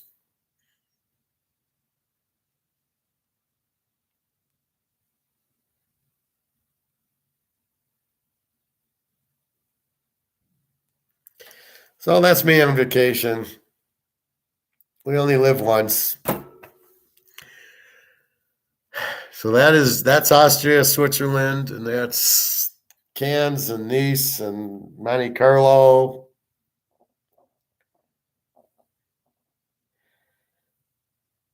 Yeah, well, I think that's what I like about I might end up moving there, but that's what you end up. That's you don't see shit like this in Europe. It's so much more peaceful.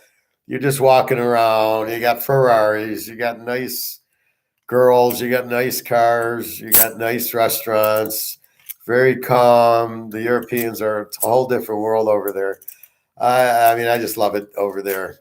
So you could go Amsterdam one day, and you could go Austria, Switzerland, and you could go Cannes and Nice. You could go Lisbon, and the whole cast of Money Heist with all their names. Never been to Germany because I'm afraid of it, because you never know if you can get out alive after what Hitler did. So I tend not to. I've never been to Germany. Austria is as close as I got in Switzerland. The only time I go to Germany is when I go to like the Ukraine. I will fly into Frankfurt, or like Lisbon. We flew Detroit to Frankfurt and then Frankfurt to Lisbon.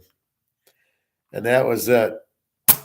And that's as close as I get to Germany is staying in the airport.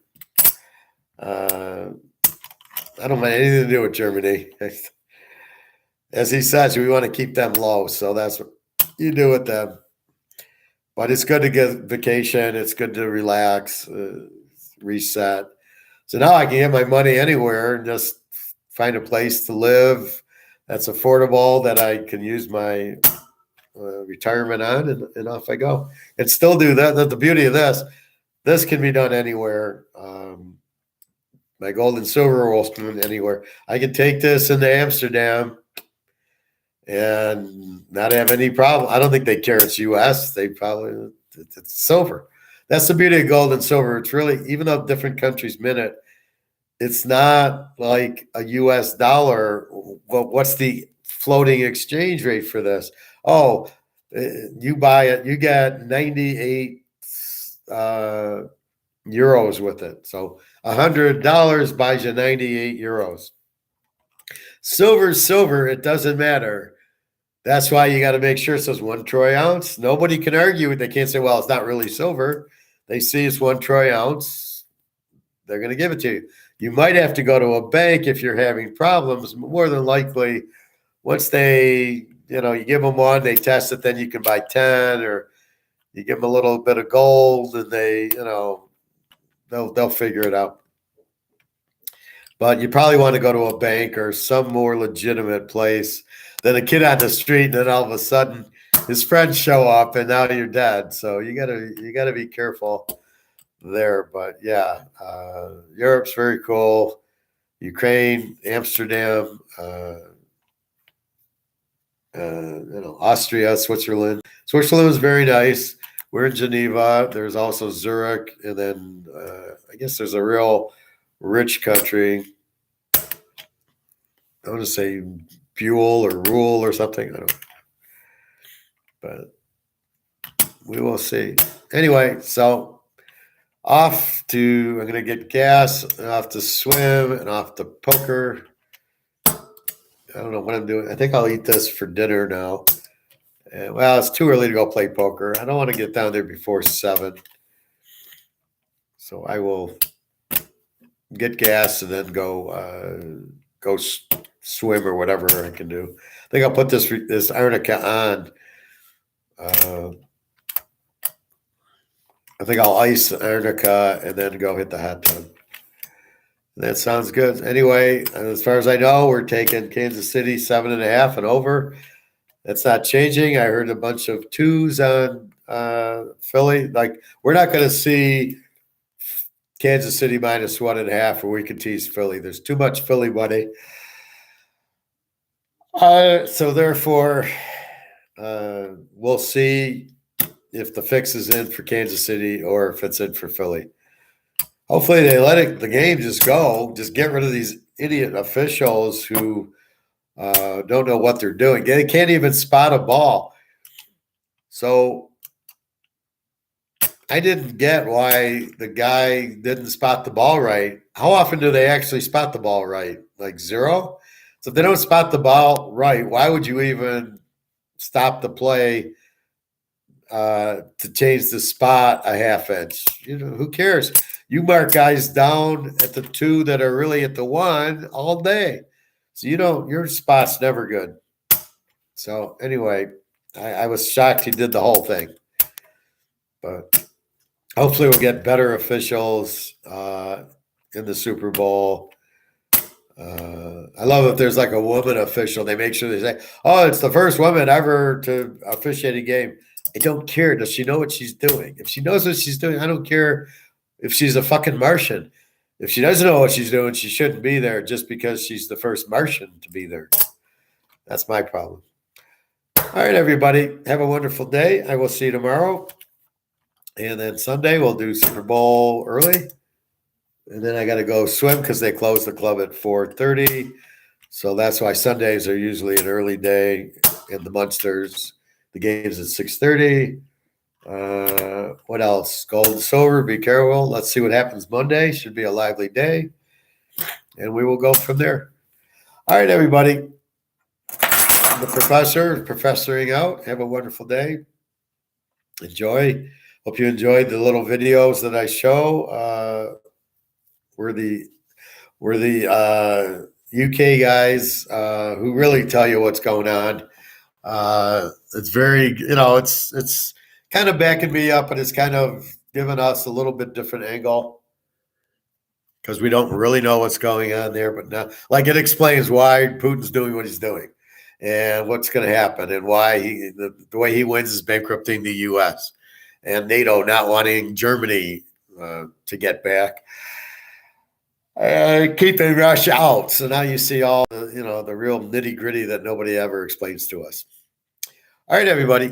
Have a great day. I am off. www.teaserking.com. Thanks very much. Take care. Enjoy your weekend. All right.